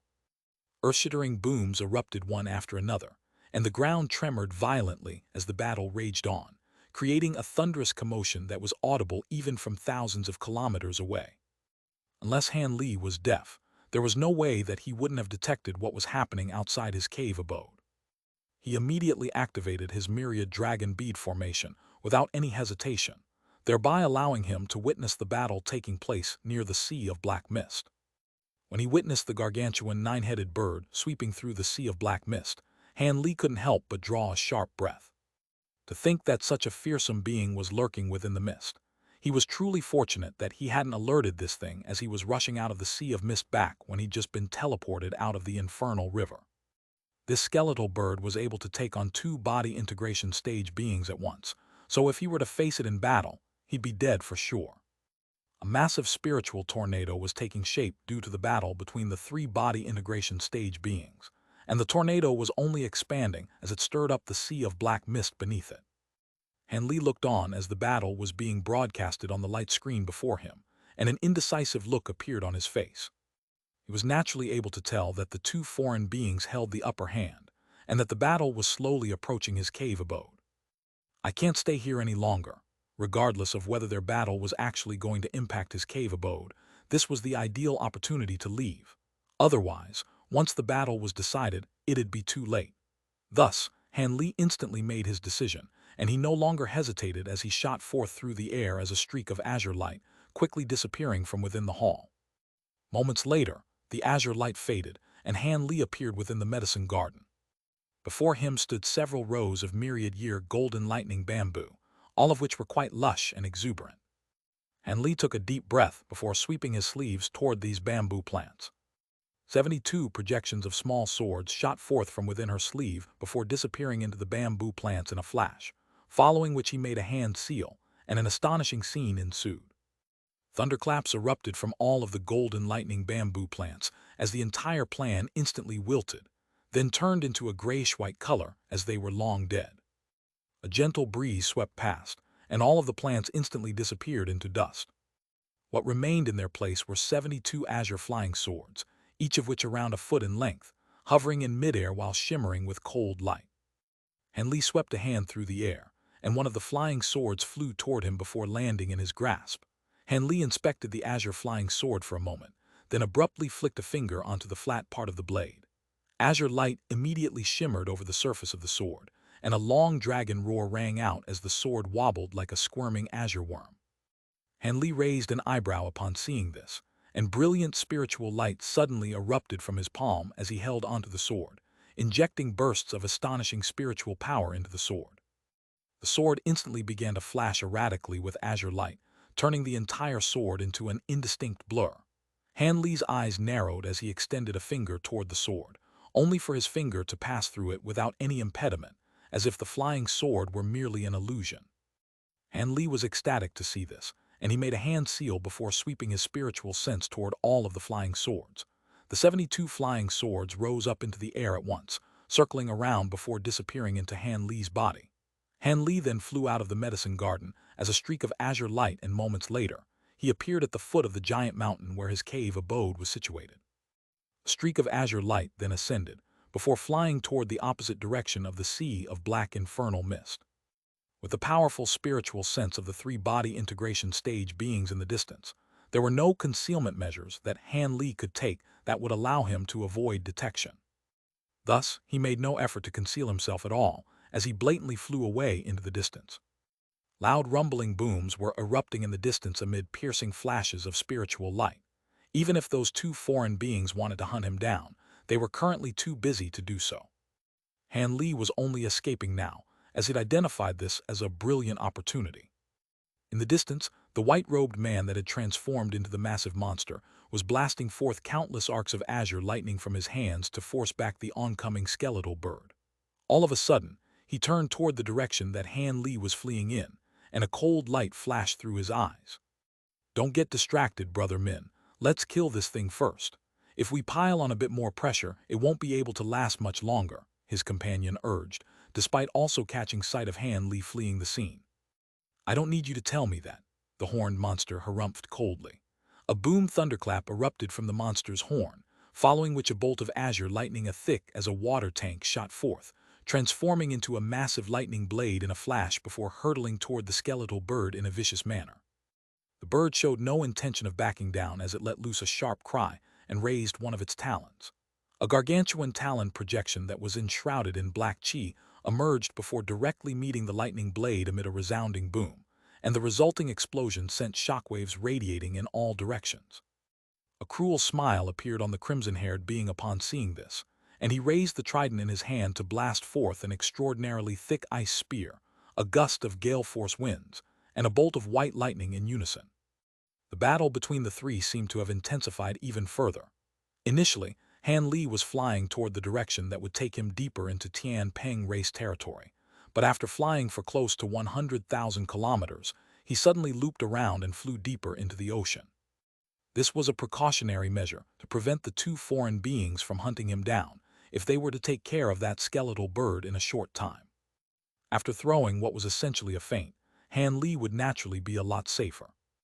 Even so, Han Li still didn't dare to stop for a single instant during the next dozen or so days. Instead, he flew deep into the ocean with all his might, and only after making certain that he wouldn't be chased down by those two beings did he heave a long sigh of relief and change directions yet again. On this occasion, he was slowly flying parallel to the shore. Generally speaking, the powerful sea beasts and perils within the sea were more dangerous than those on land. Even after reaching the spatial tempering stage, he had never intended to go so deep into the ocean as he knew just how perilous the sea could prove to be. However, Han Li no longer planned to remain in the area controlled by the flying spirit race, either. On one hand, he wanted to get away from the Tian Peng race, and on the other hand, the arrival of the two foreign body integration stage being struck him with a sense of foreboding, thereby further fueling his decision to get away from this place. He was going to keep flying along the seashore until he flew out of flying spirit race territories. Powerful sea beasts from deeper in the ocean general wouldn't come so close to the shore, and most flying spirit beings detested the ocean, so it was rather unlikely that he'd encounter any of them here. Thus, he'd be able to avoid a lot of trouble by taking this course of action. Having made up his mind, Han Li flew toward the east. At his current cultivation base, even though he wasn't flying at full speed as he was trying to be more cautious in his journey, it was still no issue at all for him to cover millions of kilometers in a single day. As he flew along, he pulled out one of his azure flying swords and stroked it with a finger while wearing a contemplative look on his face. All of his azure bamboo cloudswarm swords had been converted to pure wood attribute treasures, and they'd all become as light as air. Furthermore, injection of magic power could make the swords transition between a substantial state and a light form. Han Li held onto the hilt of the sword and injected his magic power into it. A vast expanse of azure light immediately erupted before him like a peacock spreading its tail, but as he flicked his wrist through the air, all of the azure light instantly converged to form an azure longsword. The speed at which these transitions took place was quite astounding, and Han Li was naturally ecstatic to see this. He swung his sword through the air a few times, and couldn't feel any weight nor resistance, which indicated that his flying swords were light and sharp to an extraordinary degree. In that, he could use these flying swords to instantly kill someone at a whim from several kilometers away. However, Han Li's brows then furrowed slightly. For these flying swords to become so light and singular in terms of attributes surely meant that they wouldn't be as resolute as they'd been in the past. With that in mind, Han Li hesitated momentarily before flipping over his other hand to produce another identical flying sword. The two swords flashed through the air before clashing with one another amid a flash of azure light, following which a crisp crack rang out. Crap! Han Li was given a massive fright, and after the azure light faded, the sight that greeted him made his expression darken slightly. The two flying swords had both snapped in half following their clash, and their four segments were currently hovering in the air before him. His newly refined azure bamboo cloudswarm swords were even more brittle and fragile than he'd feared. Wait, these azure bamboo cloudswarm swords are my bonded treasures. How could I have remained unscathed despite the fact that these swords have been damaged?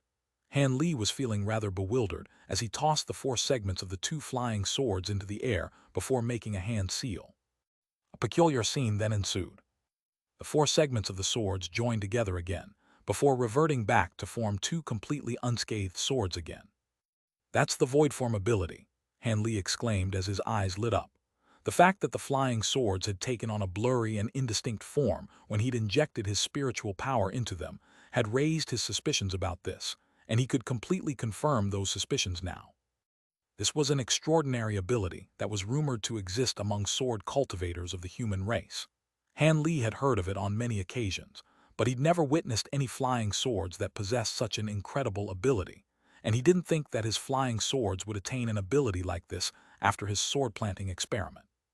It was said that flying swords with such an ability could take on a completely insubstantial form and be recovered back to their original form, even after being pulverized into countless segments. As such, his flying swords were essentially indestructible, and there was no need to worry about them being damaged unless he came up against some special treasures. Of course, this was only true in theory. Every time the flying swords reconstructed themselves after being shattered, they would still incur a slight amount of damage, and the process would also expend a lot of the wielder's magic power. If they were broken too many times or the wielder's magic power ran out, then even with the void form ability, the flying swords would still be completely destroyed. Even so, Han Li was still overjoyed. He was finally beginning to understand why the elderly man had been so critical of his decision to add materials of other attributes into his flying swords. The man's flying swords most likely possessed this extraordinary ability as well. However, he hadn't employed the sword-planting method, so it would have certainly taken him countless years to develop that ability within his flying swords, unlike Han Li, who was able to achieve this in a mere century or so with the assistance of his golden lightning bamboo and the small vial. He opened his mouth to expel a burst of azure light, and the two flying swords instantly shrank down to less than a tenth of their original size within the azure light, reducing them down to around an inch in size each. The azure light then swept back into Han Li's body along with the flying sword. If he wanted to continue to refine his flying swords to truly achieve oneness with them, he wouldn't be able to do so through the use of any external items. He'd only be able to use his own power to slowly nurture them. Thus, Han Li was in high spirits as he continued to fly through the air while studying the Spring Dawn sword formation. Time passed by one day after another, and Han Li flew along the seashore for over half a year. On this day, a few of Han Li's flying swords had just flown forth at his behest to strike down a sea python that was attempting to attack him, when his expression abruptly changed as he cast his gaze toward a certain direction. The sky in that direction had been bright and clear just a moment ago, but it had suddenly turned into a vibrant red color. Immediately thereafter, countless crimson clouds swept toward him from that direction, soundlessly reaching the air above his head in mere moments before rapidly extending even further into the distance. In the blink of an eye, those clouds had stretched to as far as Han Li's eyes could see in all directions, and the air around him reeked of a strong, rank odor. It was as if he'd somehow found himself in a completely unfamiliar world. Han Li sniffed at the air around him, and his face paled slightly. The scent in the air clearly belonged to that of fresh blood. How much fresh blood was required to condense into so many blood clouds? Han Li immediately became extremely wary. He abruptly stopped mid-flight as a lightning robe appeared over his body, then transformed into a flickering layer of azure and white arcs of lightning. At the same time, golden light shimmered all over his body as golden scales emerged alongside the projection with 3 heads and 6 arms. Meanwhile, Han Li had his arms crossed as he looked up into the sky. He narrowed his eyes, and blue light flashed within his pupils. The bizarre scenes unfolding around him struck him with the suspicion that something was onto him. Thankfully, With his current cultivation base and the new abilities he'd mastered, he had a decent chance of escaping even in the face of a body integration cultivator. Thus, he was still quite calm and collected. Of course, he'd also immediately unleashed his spiritual sense in all directions, trying to seek out the potential hidden enemies lurking within the blood clouds. However, the results of his detection immediately made his heart sink. There was not a single enemy to be found within the vast area encompassed by his spiritual sense. Instead, what he discovered was that the entire sky in a radius of thousands of kilometers around him had been enshrouded under the same blood clouds. And Li drew a sharp breath upon seeing this. Could it be that he'd been targeted by someone, or that he was situated within a certain mysterious restriction? Those were the only conclusions that Han Li could arrive at. After a period of indecision, he suddenly shot forth as a streak of azure light, disappearing into the distance after just a few flashes. Regardless of why such a harrowing phenomenon had appeared, it was best to get far away from this place. At Han Li's current cultivation base, flying at full speed allowed him to cover a distance of over 1,000 feet in an instant, and his speed could almost match that of a body integration cultivator. This was partially due to the fact that Han Li's cultivation base had improved significantly, but the main contributory factor to this was how light his newly refined flying swords had become.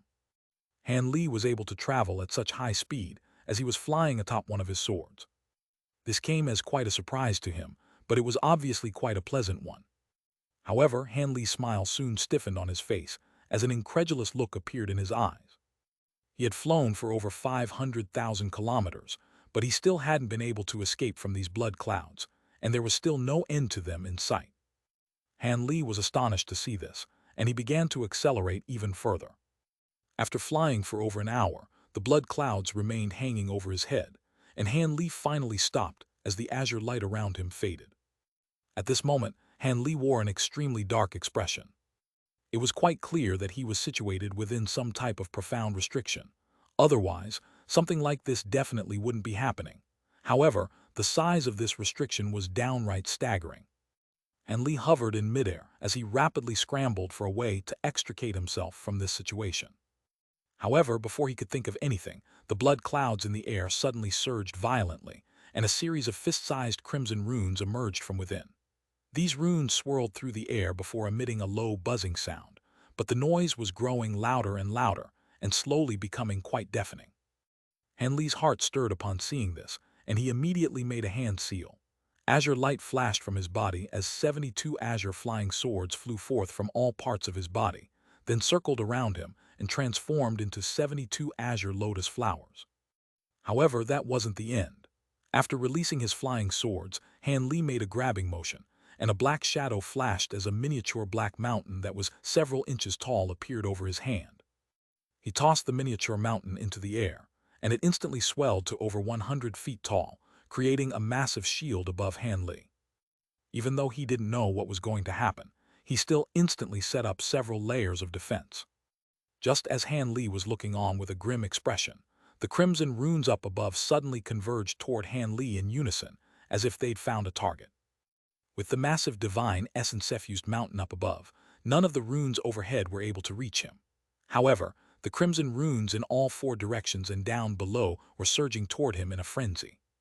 Han Li's expression changed upon seeing this, and he immediately pointed at the azure lotus flowers around him. The flowers rotated on the spot before transforming into countless streaks of azure sword chi that flew toward the oncoming runes. Strings of dull thumps erupted as all of the runes were instantly slashed into clouds of blood mist. The blood mist then attempted to surge through the gaps between the azure sword chi, only for Han Li to let loose a low cry as the azure and white arcs of lightning around his body swelled, forming a massive lightning net that repelled the blood mist. Just as Han Li was heaving a faint sigh of relief, all of the blood mist was swept back and disappeared into the crimson clouds in the blink of an eye. The clouds instantly began to tremor violently, and following an earth-shattering boom, a massive crimson rune that was around 300 feet in size slowly descended. Even Han Li was quite intimidated by the sight of such a gigantic blood rune. He took a deep breath before pointing a finger up at the black mountain above his head. A dull thump immediately erupted from the mountain as countless gray strands of light shot forth, forming a huge gray net in preparation for the descent of the massive blood rune. However, the scenes that unfolded next had Han Li scratching his head. The massive rune didn't plummet straight down as he imagined it would. Instead, it slowly swirled beneath the blood clouds, emanating an eerie crimson light in the process. Han Li stood still on the spot and waited for a full 10 minutes, only for nothing to happen. His brows furrowed as he pondered what the purpose of this giant rune could be. However, his expression then suddenly changed, and he seemed to have discovered something as he abruptly swept a hand over the storage bracelet on his wrist. Azure light flashed, and a jade box flew forth before landing in his grasp. There were several talismans of different colors plastered to the jade box, but its lid was still tremoring incessantly while flashing erratically with spiritual light. What was even more incredible was that, in the instant Han Li summoned the box, the massive blood rune in the sky seemed to resonate as it began to flash violently. The talismans plastered to the box suddenly self-ignited and were burned to ashes in the blink of an eye. Almost at the exact same moment, a resounding boom erupted, and the jade box exploded amid a burst of white light, sending countless shards of shrapnel flying in all directions. If Han Li were a normal cultivator, that alone wouldn't have been enough to severely wound him. However, Han Li's body had truly reached an extraordinarily powerful state, to the extent that the shrapnel merely bounced off his body in a harmless manner, as if they'd struck a statue forged from steel essence. After the white light faded, the item within the box hovered before Han Li in a motionless manner. The surface of the item was slightly yellow, but there were dark green patterns running all over it, and it appeared to be a long and thin wooden rod. It was none other than Han Li's profound heavenly fruit. As soon as the profound heavenly fruit appeared, the blood rune in the sky tremored violently before disappearing with a dull thump. An extremely bewildered look appeared on Han Li's face upon seeing this. The situation was far too bizarre. These blood clouds had gathered for his profound heavenly fruit. Before he had a chance to ascertain what was happening, a loud rumbling boom suddenly erupted from within the blood clouds up above. Han Li faltered before hurriedly looking upward, and the sight that he was greeted by gave him quite a fright. Countless projections had been manifested within the blood clouds, most of which were projections of all types of demon beasts, while a small portion of them were foreign beings that Han Li had never seen before, many of which appeared to be flying spirit beings. All of the projections wore twisted expressions, as if they were in extreme agony. This is a blood sacrifice. With Han Li's vast knowledge and experience, he was immediately able to identify what he was seeing. Right at this moment, the crimson projections converged toward the center of the blood clouds, following which brilliant crimson light erupted, and a crimson formation that encompassed almost the entire sky gradually took shape. Han Li drew a sharp breath as he abruptly grabbed the profound heavenly fruit, then instantly sped to over 1,000 feet away as a streak of azure light. The situation clearly wasn't quite right, so he decided to flee the scene right away. After just a few flashes, he disappeared into the distance. However, the massive formation was still taking shape in an unhurried manner, showing no signs of stopping due to Han Li's departure. After a while, Han Li had flown to hundreds of thousands of kilometers away after fleeing with all his might. He was still enshrouded under the blood clouds, but he'd lost sight of the massive formation long ago. Han Li heaved a long sigh of relief, and only now did he finally slow down a little. All of a sudden, a loud rumbling erupted within the blood clouds overhead again. Han Li's heart sank upon hearing this familiar sound, and he hurriedly raised his head. The sedentary blood clouds up above suddenly dispersed, and the entire sky warped as crimson light flashed, following which a massive crimson formation appeared. The mysterious light formation was hovering right over Han Li, and his face instantly paled. He didn't know the purpose of this formation, but it was definitely not a good thing for such a massive formation to be stalking him. Thus, Han Li immediately fled into the distance as a streak of azure light again. Right at this moment, the crimson formation up above suddenly sprang into action. A thick pillar of light with a diameter of over 1,000 feet erupted from the center of the formation, enveloping Han Li in a flash, affording him no time to evade with its rapid speed.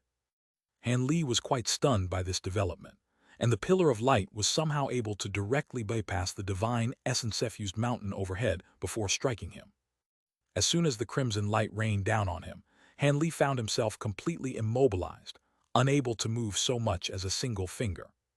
Han Li's expression changed drastically as the azure lotus flowers around him flashed before reverting back to flying swords that were each around a foot in length, then flying through the air as streaks of sword chi at his behest. The sword chi flashed through the puncturing the pillar of light and emerging on the other side with ease, as if T were merely an illusion. However, Han Li was still completely immobilized, as if the air around him had turned into steel essence that had bound his body and limbs. Han Li drew a sharp breath as his current predicament dawned on him. Crimson runes of different sizes began to emerge from the formation up above, and Han Li knew that he couldn't hold back any longer. He let loose a loud cry as golden light shimmered all over his body, following which the Provenance True Devil projection appeared. The projection was seated in midair with its legs crossed while making seals with its 6 hands. A golden halo then radiated from the projection's body, and ripples were swept up within the crimson pillar of light around Han Li. At the same time, the restrictive feeling in the air lessened slightly, and Han Li was naturally quite ecstatic to see this. He immediately began to chant something to accelerate the circulation of his magic power, thereby activating his Provenance True Devil arts to their maximal extent. However, right at this moment, brilliant crimson light suddenly erupted from the formation overhead. Immediately thereafter, the crimson runes at the center of the formation dispersed to reveal a massive black hole that was around 100 feet in size. Countless crimson shadows could be seen lurking within the hole amid ghastly howls and eerie sobs. The crimson pillar of light also began to rotate at high speed. Han Li felt the pressure around his body intensify once again, and the limited degree of freedom he'd recovered instantly vanished again. At the same time, countless runes emerged within the golden light around him before surging toward his body. Arg! Despite how calm and steadfast Han Li normally was, even he had turned deathly pale in the face of this ordeal. He didn't know how powerful these runes were, but he was completely immobilized within this restriction, so he was nothing but a sitting duck. In his desperation, Han Li activated his sword arts, and the flying swords around him flashed before appeared around him, then conjured up countless azure streaks of sword chi before surging through the air in all directions. However, the azure sword chi merely passed through the runes as if they were illusions, unable to inflict any damage during the process. Thus, the runes continued on toward Han Li in a seemingly unstoppable manner. Han Li gritted his teeth, and black chi flashed from his body as he conjured up a suit of black baleful armor. At the same time, he contacted the gold-devouring beetles within his spirit beast bracelet using his spiritual sense, and a ferocious look appeared on his face as he prepared to release all of his beetles at once.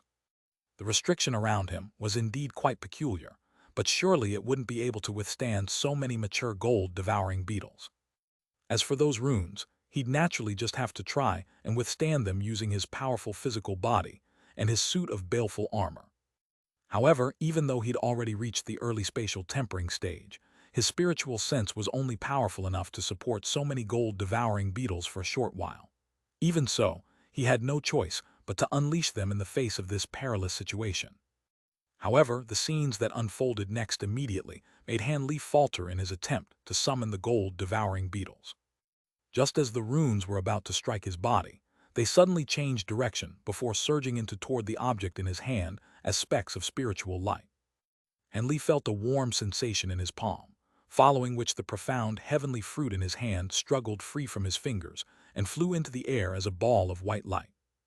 After just a few flashes, the fruit rose over 1,000 feet into the air, enshrouded by countless crimson runes in the process. Immediately thereafter, the fruit rotated in midair before swelling drastically to several times its original size, repelling away countless crimson runes around it. After that, countless streaks of sword chi began to emanate with brilliant white light, shredding all of the runes in the air. The white light then faded and disappeared without a trace, while the enlarged profound heavenly fruit remained hovering in midair. Han Li looked on at the scenes unfolding before his eyes with a flabbergasted expression. However, he quickly came to his senses, and the magic power that he'd gathered surged into the projection above him in a frenzy. The projection shuddered, and shimmering golden light rapidly revolved around it before proliferating in all directions in the blink of an eye. A scintillating ball of golden light akin to a golden sun rose up above Han Li's head. Han Li then began to chant something, and the projection raised all 3 of its heads in unison while also waving its 6 arms in all directions, then letting loose a low, deep cry. The golden sun overhead expanded and shrank before abruptly exploding. Following an earth-shattering boom, waves of golden light proliferated forth like substantial shockwaves. As the golden shockwaves surged through the crimson light, the latter flashed erratically before being forced back in a frenzy. With Han Li at the center, all of the crimson light within a radius of over 100 feet was forcibly repelled, thereby allowing him to recover his freedom. This ability was something that Han Li had attained from the Provenant's true devil arts after progressing to the early spatial tempering stage. In reality, it was merely borrowing the power of his projection to focus the power of his cultivation art into one spot, then releasing it all at once. That seemingly ordinary attack had actually expended close to half of all of the magic power within Han Li's body. Of course, what was unbeknownst to Han Li was that the Provenant's true devil arts contained both Buddhist and devilish elements at the same time, giving it an extremely special attribute. If any other cultivation art had been used, even body integration cultivators wouldn't have been able to break free from the crimson light. Hence, it had to be said that he had been quite lucky here.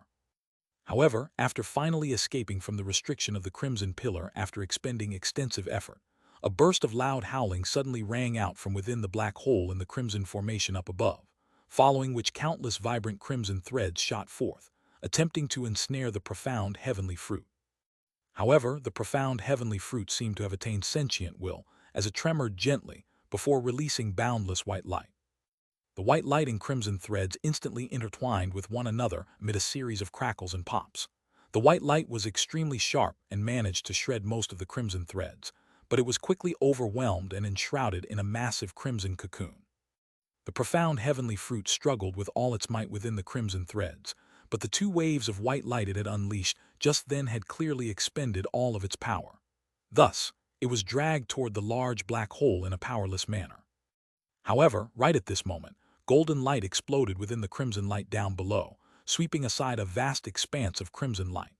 Letter 1D65B, letter 1D4FB, letter 1D486, letter 1D486, letter 1D498, letter 1D65A, letter 1D658, letter 1D664, letter 1D662.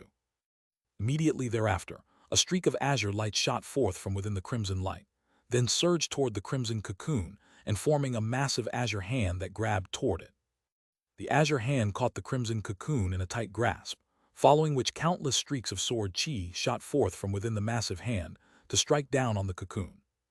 However, a peculiar scene then ensued. The sword chi merely passed through the cocoon as if it were an imaginary structure, unable to damage it in the slightest. The azure light receded, and the massive azure hand transformed into Han Li. Azure threads then erupted from within one of his sleeves before ensnaring the profound heavenly fruit within the crimson cocoon. However, the enormity of the crimson cocoon's pulling power was far beyond what Han Li had imagined, so the profound heavenly fruit was still slowly rising up into the air. If it weren't for the fact that the fruit itself was struggling with all its might to resist the immense force being exerted by the crimson threads, it would have most likely been drawn into the black hole already. Even so, it would only a matter of moments before it would disappear into the hole. In his state of urgency, Han Li abruptly pointed a finger toward the azure flying sword in the air, and a long cry erupted from the sword, following which it blurred into a faint azure mark, as if it had lost all of its substance. This was none other than the sword's void form ability. Immediately thereafter, the azure blur shot forth, slashing through the air amid a string of dull thumps. The seemingly insubstantial crimson threads were instantly sliced into countless segments. Han Li was ecstatic to see this, and he immediately swept a sleeve through the air before flying forth as an azure thread. At the same time, all of the other flying swords caught up to Han Li in a flash, then disappeared into his body. At Han Li's current speed, he was able to cover a distance of around 2,000 feet in the blink of an eye. After just a few more flashes, he was going to completely disappear into the distance. Han Li heaved a long sigh of relief, thinking that he'd finally managed to escape this ordeal. However, right at this moment, a sudden turn of events abruptly unfolded. The black hole within the crimson formation contracted, following which a clump of crimson threads shot forth from within. The thread merely blurred before covering a distance of 2,000 feet, reaching Han Li at a speed that was greatly astounding to him. Before he had a chance to react, crimson light flashed before his eyes, and both he, as well as the profound heavenly fruit, were swept up by the crimson threads. The crimson threads then flashed before surging back into the black hole, just as quickly as they'd reached Han Li. In the instant that Han Li was swept into the black hole, an earth-shattering boom erupted from the crimson formation up above, and blood clouds surged violently as arcs of crimson lightning appeared. A vast number of runes erupted out of the formation, before the formation itself began to turn, rather blurry and indistinct. Han Li felt extremely sluggish within the clump of crimson threads, and had lost the ability to fly. He opened his mouth to blast forth a flying sword, only for it to be repelled back in a completely ineffective manner. On this occasion, the flying swords were unable to sever the crimson threads even after activating their void form ability. Right at this moment, the light in the surrounding area dimmed, and the sound of ghostly howls and eerie wails rang out. Immediately thereafter, a burst of powerful spatial fluctuations erupted, and Han Li's heart immediately sank upon making this observation. He couldn't see what was happening outside the clump of crimson threads, but he knew that he had to have been drawn into the black hole. Otherwise, such a peculiar occurrence wouldn't have taken place. In his urgency, Han Li slapped a palm toward his own glabella. Black light flashed there, following which a black eyeball emerged. It was none other than the Law Destruction Eye that Han Li had cultivated arduously for many years. Seeing as ordinary attacks were completely ineffective against the crimson threads, he could only use this ability that specifically targeted restrictions. In his desperation, Han Li had made the right decision. A beam of black light that was as thick as a finger shot forth from within the Law Destruction Eye, puncturing the seemingly indestructible crimson threads with ease. The thin beam of light then swiped across to slice open a 10-feet-long opening in the clump of crimson threads. Han Li was initially quite surprised that his Law Destruction Eye had managed to sever the crimson threads so easily, following which an ecstatic look appeared on his face. He immediately flapped his wings without any hesitation, flying out through the opening created by the beam of black light in a flash. The spiritual light around him then flashed before Han Li appeared within the black hole, while his wings continued to flap incessantly. This wasn't because he was unleashing some kind of movement technique. Instead, he required the thunderstorm wings flight abilities just to stay aloft in the air. Otherwise, he was going to immediately plummet straight into the depths of the black hole. Ghostly howls erupted in the surrounding area, and countless crimson projections rushed toward him. Han Li's expression darkened as he rubbed his hands together, and a loud thunderclap erupted as countless arcs of golden lightning erupted from his hands. These arcs of lightning were all extremely thick, far more so than the divine devil-bane lightning that Han Li had used in the past. This was one of the additional unexpected benefits of employing the sword-planting method. Not only had the newly refined flying swords completely absorbed the spiritual chi within the golden lightning bamboo, they had also absorbed the divine devil-bane lightning imbued within the bamboo. As a result, not only had his flying swords been refined to become pure wood attribute swords, the divine devil-bane lightning they contained was far more plentiful and powerful than before. Hence, they naturally appeared to be a lot more unstoppable now when unleashed by Han Li. Following a burst of rumbling explosions, the vast expanse of golden lightning flashed and repelled all of the oncoming crimson projections. However, there were simply too many of them, and it seemed as if there were no end to these crimson shadows, which were pouncing toward Han Li in swarms without any fear for their own safety. Some of the more substantial ones were even able to open their mouths to blast forth putrid crimson threads, then punctured through the net of divine devil-bane lightning, piercing right through to Han Li. However, all of these threads were kept at bay by the void-form sword chi he'd unleashed. Streaks of azure light flashed through the air, shredding crimson threads into countless segments. At this moment, a rumbling sound rang out from within the crimson formation, and the spatial fluctuations erupting from within the black hole intensified even further. Han Li only had to look around to realize that he was facing some kind of unknown peril. His expression changed drastically as he flapped his wings, flashing over to the edge of the black hole in an attempt to escape. However, Han Li then stumbled back following a dull thump, as if he'd crashed into an invisible wall. He flapped his wings violently several times, and only then was he able to arrest his momentum with an enraged look on his face.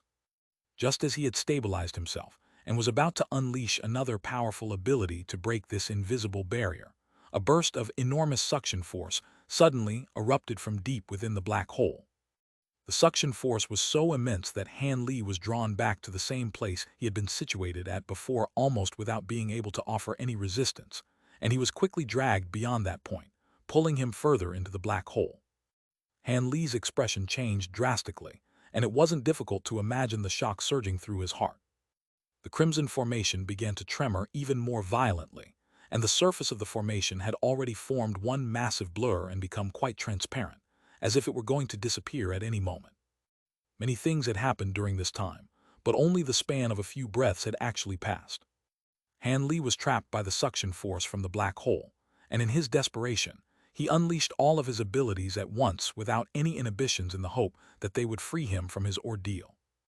All of a sudden, golden light, gray light, five-colored flames, golden arcs of lightning, and streaks of azure sword chi erupted forth in unison. The power of so many abilities unleashed at once was obviously quite astounding. Balls of five-colored flames appeared around Han Li before completely inundating his body, and despite how powerful the suction force was, it still eased during that instant. Han Li was ecstatic, and he was just about to fly out of the black hole when an anguished wail erupted from the crimson shadows in the surrounding area.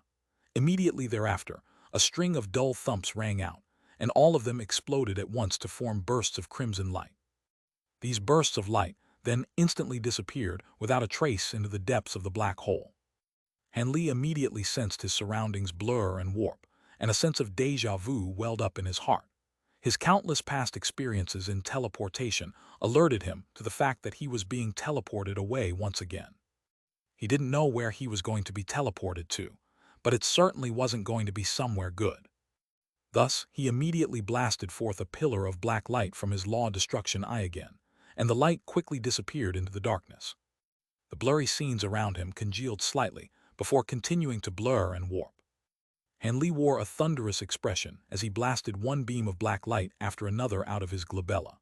At the same time, the golden projection above his head was swinging all 6 arms through the air, sending streaks of golden light flashing past in an attempt to cut off the teleportation. However, a loud buzzing sound rang out from within the cave, and all of the attacks disappeared in a flash, seemingly having not resulted in any effect. It was quite clear that this teleportation wasn't like anything he'd seen before, as it was completely immune to the effects of these attacks. Han Li's heart sank, and he was struck by a sense of powerlessness for the first time. At the same time, a peculiar look appeared on his face. In his past experiences with teleportation, he should have been teleported away already right after his surroundings blurred, so why was this process taking so long? Just as Han Li was scrambling for answers, as well as a way to save himself, a sharp pain suddenly shot through the hand that was holding the profound heavenly fruit, as if he'd just been pricked by a sharp needle. He immediately looked down in a startled manner to discover that even though he's activated his provenance true devil arts to their maximal extent, a small hole had still been stabbed into his hand, and blood was flowing from the small puncture wound. An extremely sharp wooden spike had appeared on the profound heavenly fruit, and it was stained with blood, so it had clearly been responsible for inflicting the injury. Han Li's body was even more resolute than the average treasure, and when activating his provenance true devil arts, his hands were several times more robust than normal. As such, it was simply incredible that he was injured so easily by a small wooden spike. If he hadn't have seen it for himself, he would have found it very difficult to believe. A bewildered look appeared on Han Li's face, and before he had a chance to try and stop the bleeding, white light flashed from the profound heavenly fruit before it began absorbing his blood essence. A crisp ringing sound then erupted from the fruit, piercing directly into the heavens. Han Li's expression changed drastically upon seeing this, and he tried to hurl the profound heavenly fruit away as if he'd just been bitten by a snake. However, the fruit remained tightly glued to his palm, refusing to move so much as a single inch. Han Li's face immediately paled even further. He could feel his blood essence surging toward the profound heavenly fruit at an alarming rate, and even though he was trying to arrest this trend with all his might, he was completely unable to do so.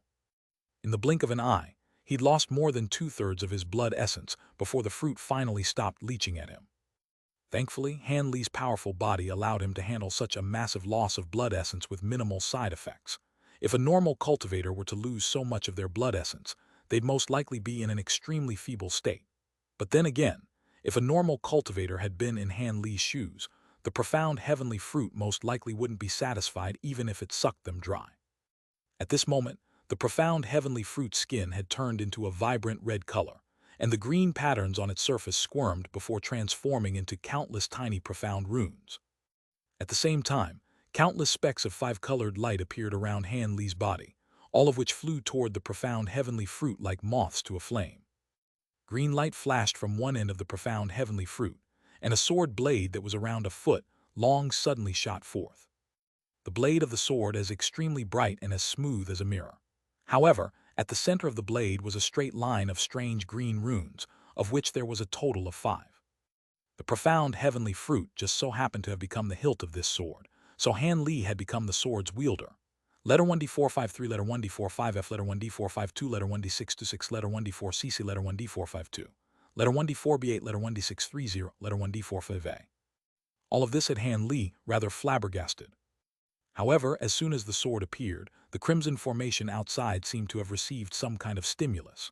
Following an earth-shattering boom, the entire formation and the black hole at its center tremored violently before vanishing on the spot. At the same time, the blurry surroundings of the black hole disappeared, and Han Li was greeted by the sight of a vast expanse of crimson, following which he was struck by a rush of dizziness. In his astonishment, Han Li reflexively slashed the sword in his hand through the air without any direction. A place countless kilometers away, a burst of blood chi rose up into the air. There was a massive sacrificial altar in this place that was enshrouded under crimson mist, and a dozen or so humanoid figures were standing atop the altar. Beneath their feet was a huge formation that was flashing with faint crimson light, and upon closer inspection, one would discover that this formation was exactly identical to the one that had appeared above Han Li's head earlier. Beneath the sacrificial altar was a giant lake that was filled with crimson liquid. The lake stretched as far as the eyes could see in all directions, and there were sets of skeletons of different sizes from different races floating on the surface of the lake, creating quite a harrowing sight to behold. Impossible, where did the profound heavenly treasure go? I'd already sensed it and was summoning it back here. One of the humanoid figures on the altar exclaimed with rage and incredulity. Perhaps you were mistaken, and the newly appeared profound heavenly treasure isn't actually in our flying spirit race territory, fellow Taoist giant. In that case, it would be quite understandable that you were unable to summon the treasure using your blood sacrifice technique. A faint female voice also sounded from the altar in response. The one who had spoken was a middle-aged beauty wearing a white cloak with a pair of 5-colored wings on her back, and her voice suggested that she was taking some pleasure from her companion's misfortune. Mistress Bu, Brother Giant and I set up this summoning formation together, and both of us definitely sensed the profound heavenly spirit/sword through the power of our blood sacrifice, but something went wrong during the summoning process, and it suddenly disappeared. Could it be that this sword has already attained sentient will, and it sliced open space before hiding into a spatial rift? Another young man suddenly said. This young man had a single shimmering horn on his head, and he was none other than the Jiao Kai being that Han Li had seen on the massive island half a year ago. The one who had spoken first was naturally none other than that crimson-haired being from the Sea Monarch race, and he currently wore a furious look on his face. The two of you set up the formation, so only you two are aware of whether this profound heavenly treasure truly exists. We've merely been deployed here to assist you, an elderly man with a pair of gray wings said in an indifferent voice. He was holding a cane with a dragon head carved onto its tip, and he was making no effort to hide the mockery in his words. As for the other winged flying spirit beings, none of them said anything, but they were also appraising the two foreign beings with steely looks in their eyes. The young man from the Jiao Kai race didn't respond to their words. Instead, he exchanged a glance with his companion, and their lips moved in a silent conversation as they transmitted their voices to one another. The expressions on the faces of the flying spirit beings darkened even further upon seeing the lack of respect being displayed by these two foreign beings. Following their discussion, the horned young man wore a dark expression as he said, "Seeing as we failed on this occasion, we'll just have to hold another blood sacrifice. The blood chi has yet to completely dissipate, so we should be able to achieve this. As long as the profound heavenly treasure is still within your flying spirit race territory, we'll definitely be able to summon it. Hold another blood sacrifice. Do you think our magic power grows on trees? The blood sacrifice from earlier has exhausted most of our spiritual power. If we hold another on right away, it could very likely damage our cultivation bases." The elderly man with the gray wings said in an enraged voice as he abruptly brought his cane down onto the altar, causing the entire structure to tremor amid a dull thump. I'm well aware that I'm asking a lot from you, but I'm sure you prefer risking your cultivation bases rather than face the destruction of your entire race within half a year, right? If you weigh us down and cause us to lose the opportunity to obtain the profound heavenly treasure, I'm not sure you'll be able to handle the consequences," the horned young man said in a nonchalant manner as he narrowed his eyes. An enraged expression appeared on the gray-winged man's face, and strode forward a few steps with a thunderous look in his eyes. However, right at this moment, a slight cough sounded from the crowd nearby, following which a husky voice rang out. "Peace, Brother Yao, fellow Taoist Min, is a representative of the Jiao Kai race. We mustn't be rude to him."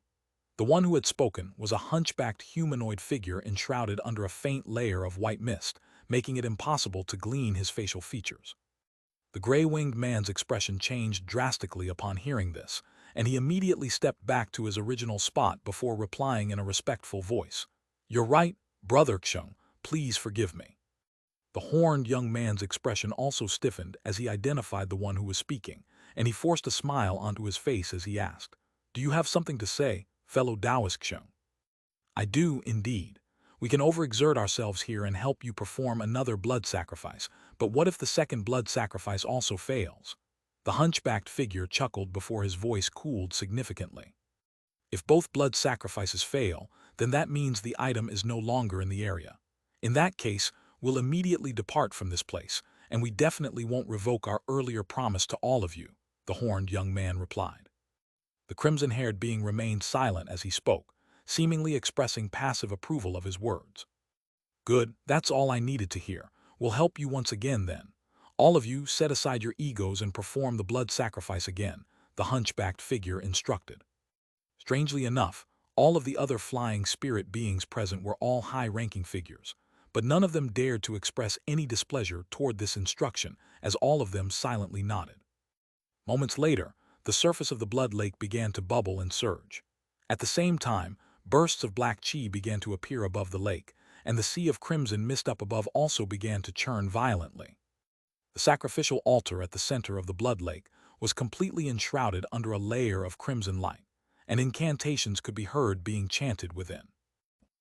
Following a head-splitting burst of excruciating pain, Han Li finally slowly awakened. He was greeted by the sight of complete darkness, yet when he tried to open his eyelids felt impossibly heavy and simply refused to budge. Han Li was quite alarmed by this, and he suddenly realized that he seemed to be lying down. He immediately tried to sit up, but he couldn't even move so much as a single finger. Han Li's heart sank as he forcibly repressed the agony spearing through his body, mustering up his final shred of spiritual sense as he hurriedly assessed his bodily condition. What he discovered, as a result, was quite discouraging. Not only had most of his blood essence been exhausted, all of his magic power had also been completely depleted. What was even worse was that only around 10% to 20% of his spiritual sense remained, and that was the reason for his splitting headache. All of this had been caused by the reflexive swing of that sword from earlier. Han Li's heart jolted with shock as he recalled back to the astonishing scenes that had unfolded following the swing of that sword, and at the same time, he was feeling extremely fortunate. When he had unleashed that sword strike, it was as if heaven and earth had completely been tipped on its head. Not only was he able to instantly cut off the teleportation, he'd even managed to slice open space. However, the price for unleashing that sword strike had also been quite a hefty one. Not only had all of his magic power been exhausted, the sword had even drawn upon his spiritual sense. As such, he was sucked into the spatial rift he'd created with the sword, then immediately fallen unconscious. However, thinking back, he'd only been able to unleash a tiny portion of the sword's power with that slash. The sword had clearly drawn upon his magic power, spiritual sense, and even his blood essence to fuel itself. However, after ascertaining just how horrible of a state that his body was in, Han Li was instead feeling rather relieved. Blood essence, magic power, and spiritual sense were all things that could be recovered through pill consumption, as well as rest and recuperation. As such, no permanent damage had been done, and he'd be able to recover in a few years. His surroundings were quite peaceful, and the fact that he'd appeared in this place alive indicated that he'd at least most likely escaped from that perilous ordeal.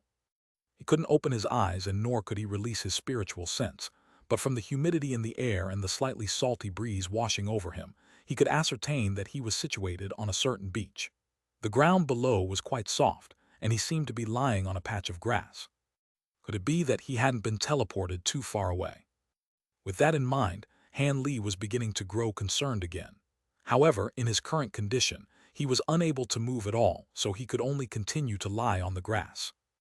After a long while, Han Li's eyelids twitched, and he was able to just barely peel back his eyelids by a sliver. He was immediately greeted by the sight of clear blue skies that were completely devoid of those nightmarish blood clouds, and he heaved a faint sigh of relief. A few hours later, Han Li was able to move his neck, thereby allowing him to swivel his head from side to side in order to survey his surroundings. He seemed to be situated within a small valley with short hills on 3 sides, while a narrow exit stood on the remaining side. The entire valley was only just over 10,000 feet in size, and he was situated right at its very center. A hint of amusement appeared in Han Li's eyes, and his lips began to curve up into the faint smile, but even that immediately made him grimace with pain. Only then did he discover that all of the muscles in his entire body had become extremely sore and lethargic. This was a feeling that he'd never been afflicted by ever since he cultivated the Provenant's true devil arts. It appeared that aside from his magic power and spiritual sense, unleashing that sword strike had also caused something else to be depleted from his body. Otherwise, there was no way that his powerful body would be reduced to such a sorry state. And Li continued to ponder his current situation as he lay on the bed of grass. After the better part of a day had passed, Han Li was finally able to move one of his fingers, thereby indicating that he'd recovered a shred of strength. A hint of elation appeared on Han Li's face, but his expression soon stiffened. Right at this moment, a string of dull thumps suddenly erupted from outside the valley. From the tremors running through the ground beneath his body, Han Li could sense that there was a gargantuan being making its way toward the valley. Han Li cast his gaze toward the entrance of the valley, as a grave expression appeared on his face. Moments later, a massive creature that was over 100 feet tall barged into the valley. It was a massive crab with hook spikes all over its body. The crab had a pair of shimmering green eyes, and its exoskeleton was emanating faint azure light, making it appear as if it were wearing a suit of azure armor. Initially, the giant crab failed to notice Han Li as it rapidly scurried sideways toward one of the nearby hills. Moments later, it had arrived in front of a rock face, then picked up a fallen gray rock with its massive pincers before stuffing the rock into its mouth. A bone-chilling string of chewing sounds rang out from within its mouth, yet Han Li was quite relieved to see that the giant crab wasn't attacking him. The giant crab devoured a dozen or so rocks before suddenly turning around and catching sight of Han Li. Han Li's pupils contracted as he looked into the giant crab's eyes. A strange hissing sound erupted from the giant crab's mouth as it swung its giant pincers in an intimidating manner, then rushed directly toward Han Li. Han Li's expression darkened as a cold light flashed through his eyes. He glared expressionlessly at the oncoming giant crab, and even though he could barely move, there was no fear in his eyes. The crab was quite massive in stature, but it certainly wasn't slow.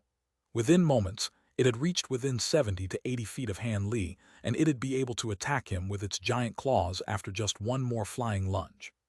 A cold light flashed through Han Li's eye as his lower abdomen bulged slightly. At the same time, he puckered his lips together as if he were about to blast something out of his mouth. Right at this moment, a sharp screech rang out, following which a streak of silver light flashed through the air before striking the giant crab's body. The crab's azure exoskeleton appeared to be indestructible, but the silver light was able to force its way through before plunging into the crab's body. A jet of green blood erupted forth, and the streak of silver light was revealed to be a silver trident that was around 10 feet long. However, its upper half had been completely plunged into the giant crab's back, and only its lower half could be seen. Having been wounded by that trident, the giant crab let loose an earth-shattering screech before immediately rushing toward the opening in the valley. Letter 1D453, letter 1D4C7, letter 1D626, letter 212F, letter 1D638, letter 1D626, letter 1D450, letter 1D45C, letter 1D4C2. The attack clearly hadn't inflicted any substantial wounds, but had merely enraged the giant crab instead. Han Li faltered upon seeing this before hurriedly, also turning his gaze toward the opening of the valley. There he discovered a dozen or so humanoid figures of different heights. There were both male and female humanoid figures around them, and all of them were holding shimmering silver javelins, tridents, and other weapons that were made to be hurled.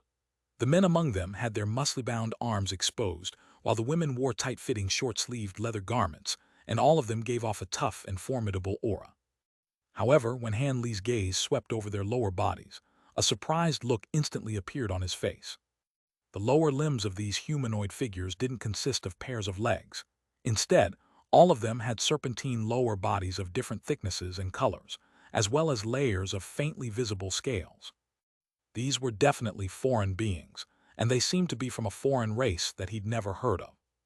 Before Han Li had a chance to consider this notion any further, the giant crab was already almost upon these beings.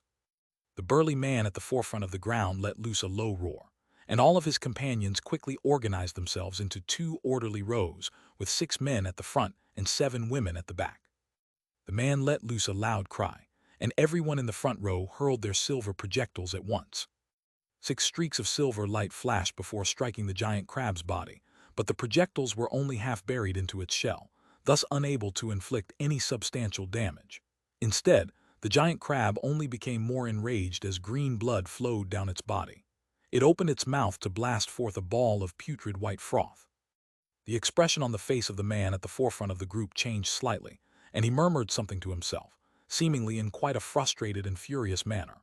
He then pulled out a flat, round stone disc from behind his back, and the disc was shimmering with faint light, indicating that it seemed to be a more powerful weapon than the silver projectiles being used.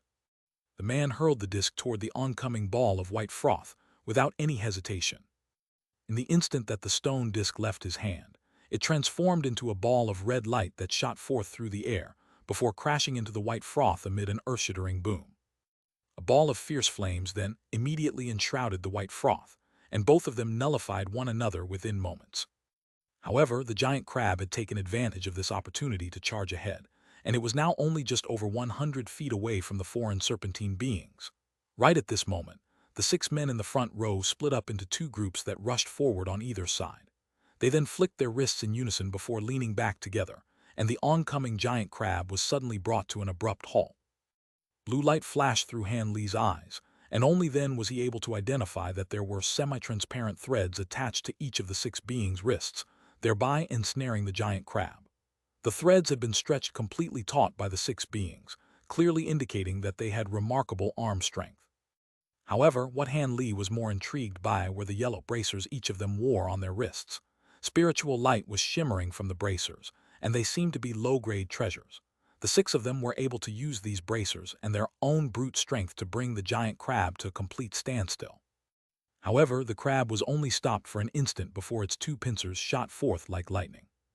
2 dull thumps rang out in unison as 2 of the 6 threads were severed, leaving extremely smooth incisions as if they'd been severed by a sharp blade. The 2 men were leaning back to exert force against the threads with all their might, and they were immediately sent tumbling through the air by their own momentum.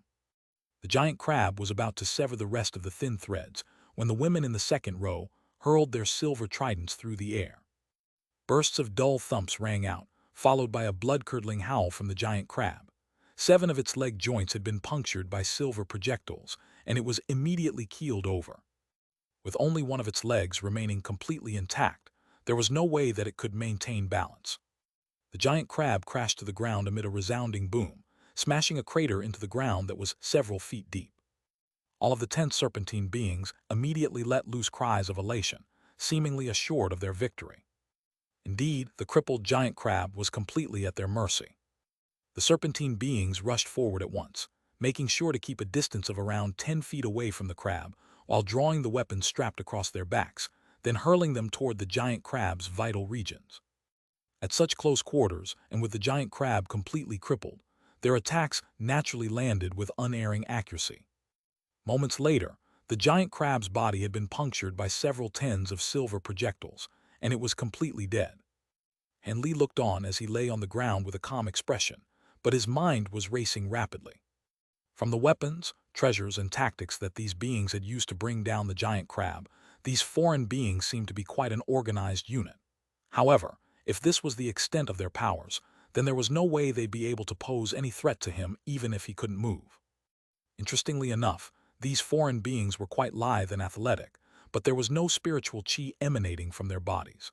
As such, they reminded Han Li of the body refinement warriors of the human race. Just as these thoughts were flashing through Han Li's mind, the foreign beings had dismembered the giant crab in what seemed like the blink of an eye in an extremely rehearsed manner. They then collected the edible parts of the crab before laying them out on the ground, and judging from the proficiency in their movements, this was clearly not the first time they'd slain a creature like this. At this moment, one of the female foreign beings with a supple and flexible waist slithered over to the man who appeared to be the leader of the group, following which the former pointed at Han Li and said something in a voice that was quite pleasing to the ears. It sounded similar to the language of the human race, but if one were to listen closely, they'd realize that they had no idea what was being said. The leader of the group was a tanned, muscle-bound being, and not only did he possess the most imposing stature among everyone in the group, he was also the only one with a completely inky black serpentine lower body. All of the other beings either had green or white lower bodies, completely different from that of their leader. After hearing what the woman had to say, the man instantly cast his eyes toward Han Li, and he just so happened to meet Han Li's indifferent gaze. His heart stirred at the sight of Han Li's placid eyes, and he then cast a glance toward Han Li's lower body, upon which his expression changed drastically. He hurriedly said something to the woman before slithering over to Han Li at a remarkable speed, reaching Han Li in just the span of a few breaths. Han Li looked on with a calm expression and refrained from saying anything. However, if one were to look closely, they'd discover that his lower abdomen was still bulging slightly and hadn't settled down to its normal state. Of course, this the first time that the man was seeing Han Li, so he naturally didn't notice that anything was amiss. However, he suddenly stopped in front of Han Li, then extended a respectful bow with an arm placed in front of his chest. At the same time, he said something in a language that Han Li was unable to comprehend. A wry smile appeared on Han Li's face upon hearing this. He'd learned the languages of almost all of the races known to humans back when he was in Deep Heaven City, but the language being spoken by this man clearly wasn't one of those. After a brief hesitation, Han Li asked a few questions in a language that was quite prevalently used on the Tian Yuan continent. However, the man appeared to be quite lost, clearly unable to comprehend what Han Li was asking. Han Li furrowed his brows before trying a few more languages, but the man only continued to scratch his head with a confused look on his face. Thus, Han Li heaved a faint sigh and didn't say anything further. At this moment, the man seemed to have identified that Han Li was unable to move, and he suddenly turned around and cried out to his companions. 4 of his female companions then immediately stopped what they were doing and quickly slithered over. The man said something to those 4 women, and the women turned to Han Li with shock in their eyes, which quickly gave way to awe and veneration. They then also extended a respectful bow toward Han Li, before slithering over to the dozen or so trees within the valley. Silver light flashed, and one of the smaller trees was felled by them using a strange silver blade. The women swung their silver blades through the air, quickly crafting a stretcher out of the tree and some beast hide that they were carrying with them. After that, the 4 men picked up a corner of the stretcher each, then hurriedly slithered back to Han Li. At this point, Han Li had naturally identified that these beings bore no ill will toward him, and the bulge in his lower abdomen settled down again. The 4 women then placed the stretcher down beside Han Li, and 2 of them slithered toward him before asking a question in a respectful manner. Han Li didn't understand what they were saying, but their intentions were quite obvious. After a brief pause, Han Li nodded in response to their question. All of the beings before him were all ecstatic upon seeing his response. The 2 women beside him extended another respectful bow each, before carefully lifting Han Li up from the ground by his arms and legs, then gently placing him onto the stretcher. After that, they carefully adjusted his position to ensure that he would be in the least amount of discomfort possible. At this point, the other serpentine beings had already finished dismembering the giant crab, and they wrapped up all of the materials and flesh secured from its carcass in soft beasthide before carrying them on their backs. These beasthide packages were each over 20 feet tall, and were almost twice the size of the serpentine beings that were under them. However, these beings were able to carry these packages with ease, clearly indicating that they were extremely strong. The 4 women carried Han Li over to the group, and their leader issued an instruction, prompting the group to depart from the valley. Only after exiting the valley did Han Li discover that the ocean was only several kilometers away from here. With the sea so close to this place, it was no wonder that creatures like the giant crab would rush into the valley from time to time. However, the surface of the ocean was very placid at the moment. There was the occasional salty breeze that would blow past, but there weren't any particularly strong waves to be seen. It was exactly because of this that Han Li hadn't heard the sounds of the ocean tide in the valley. The serpentine beings carried Han Li along the seashore for a while as Han Li inspected his surroundings, and he quickly discovered that this wasn't the seashore of some continent. Instead, he was situated on an island that didn't appear to be very big. After traveling for about 10 more kilometers, the group arrived in front of a pile of rocks, between which were parked 7 or 8 thin and long-boned boats. There was one particularly large one among them that could carry around 4 or 5 people, while all of the other ones appeared to only be capable of carrying around 2 people each. Each of these bone boats had a pointy end, while the other end consisted of carvings of all types of different beastly heads. Han Li and 2 of the women got onto the largest boat, while the others boarded the other smaller boats, and they set off into the ocean as the bone oars on the boat sliced through the waves. With their remarkable strength and stamina, the serpentine beings were able to row their oars almost without any pause, and the boat sped through the waves like arrows. The ocean was extremely calm, and no sea beasts attacked the boats, thereby culminating in quite a smooth journey. After just 2 hours, a black spot appeared up ahead, and it was another island. Han Li narrowed his eyes as blue light flashed within his pupils, and he was able to make a rough appraisal of the island from afar. The island was a medium-sized one that was several hundred kilometers in area, and it was filled with undulating mountains as well as lush forests, making it quite a good place to inhabit. However, there was a hint of red visible at the pinnacle of the tallest mountain on the island, while the rest of the mountain seemed to be covered in ashes and soot. It was a volcano. Han Li wasn't able to conduct a more thorough inspection of the island as he was yet to recover his magic power, so he couldn't inject more power into his spirit eye ability. The bone boat sped through the ocean, quickly drawing closer to the island. A short while later, they were less than 10 kilometers away from the island. Right at this moment, countless dark clouds suddenly appeared over the clear skies above, following which howling winds were swept up as a torrential downpour came pelting down from the heavens. The rate at which the weather could change when out at sea was truly astounding. However, none of this was able to pose any impediment to the bone boats, as the serpentine beings all pressed a certain bump on their boats, thereby summoning miniature spell formations from the undersides of the boats. White barriers of light abruptly appeared, encompassing all of the boats within them. However, the serpentine beings weren't looking much more relaxed despite the measures they'd taken. This was because, when the sudden change in weather took place, massive waves as tall buildings were swept up at the same time, and they came crashing down toward the small boats.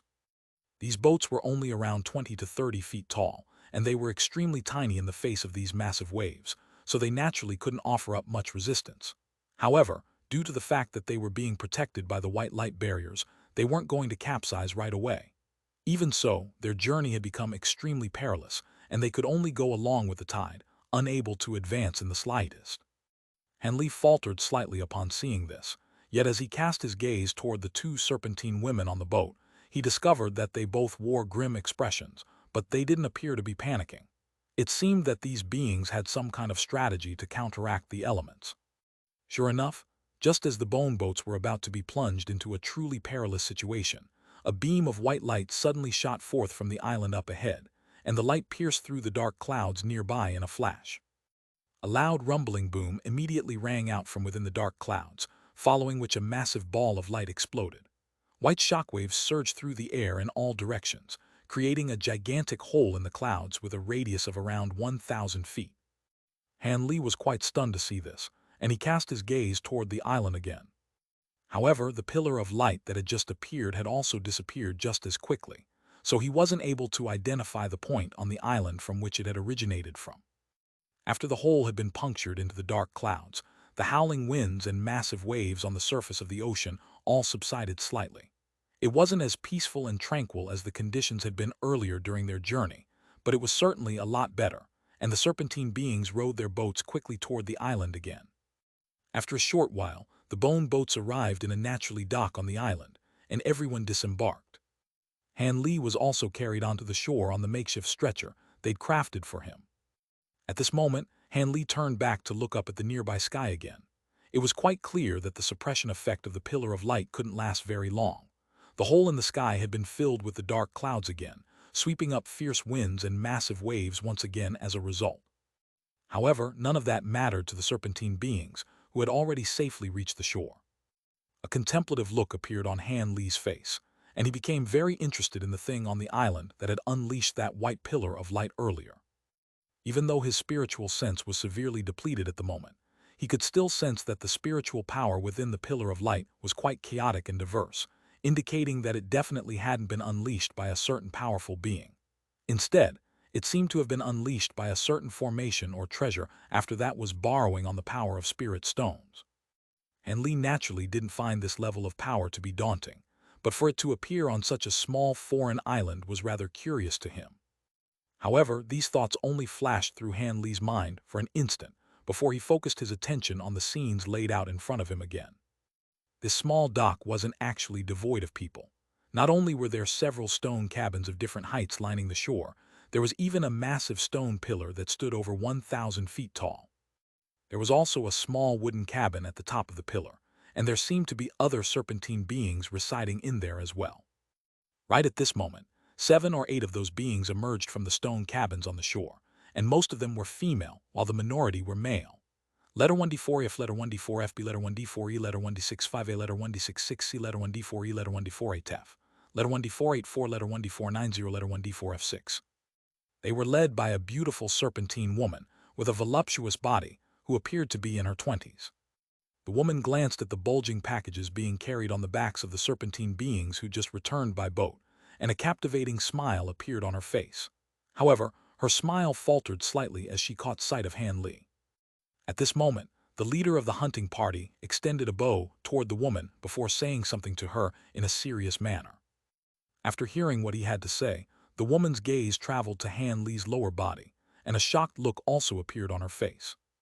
All of a sudden, she slithered over to Han Li in a graceful and seductive manner, then said something in a strange language. Han Li raised an eyebrow before shaking his head. However, the serpentine woman didn't give up. She switched between using 7 or 8 different languages, and the last language in that sequence really was one that Han Li understood. It was the language of the flying spirit race.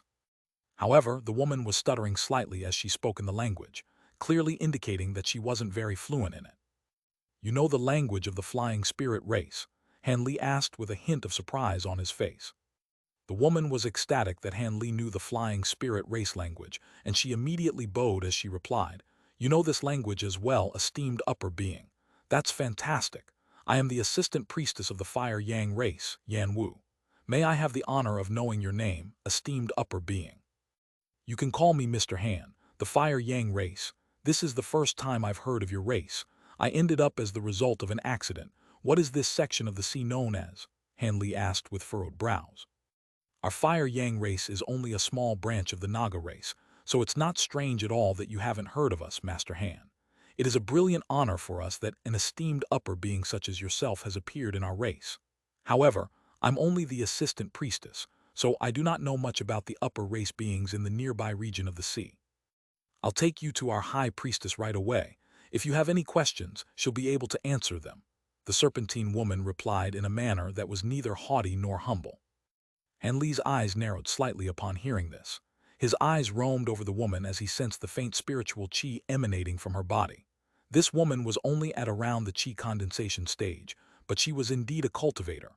However, seeing as her cultivation base was so low, their high priestess was most likely not powerful enough to pose a threat to him, either. This sequence of thoughts raced through Han Li's mind in an instant, and he quickly arrived at a decision before nodding in an indifferent manner. The woman also heaved an internal sigh of relief after securing Han Li's approval. In her eyes, this upper being's aura was truly rather strange. If one were to call him powerful, the issue was that the spiritual pressure emanating from his body was almost non-existent and barely more powerful than her own. However, if one were to call him weak, she'd beg to differ as her spiritual sense was completely unable to ascertain his cultivation base. Such a strange situation, naturally, had to be left to the high priestess to assess. Thus, after issuing a few instructions to the hunting party that had just returned, she pulled out a leather pouch, then released a snowy white spirit bird from within. This was a fist-sized bird that resembled a parrot. However, its eyes were of a scorching red color, as if they were a pair of miniature fireballs. The woman stroked the bird a few times while clucking to it in a peculiar manner, then releasing it from her grasp. The bird instantly flew deeper into the island as a streak of white light, disappearing in just a few flashes. "I've already sent a message to our high priestess. Allow me to guide you to our Fire Yang City, Mr. Han," the woman said with a smile. Han Li merely nodded and closed his eyes upon hearing this. Thus, the woman immediately led the other 4 serpentine women who were carrying Han Li's stretcher toward the center of the island, along a small stone path.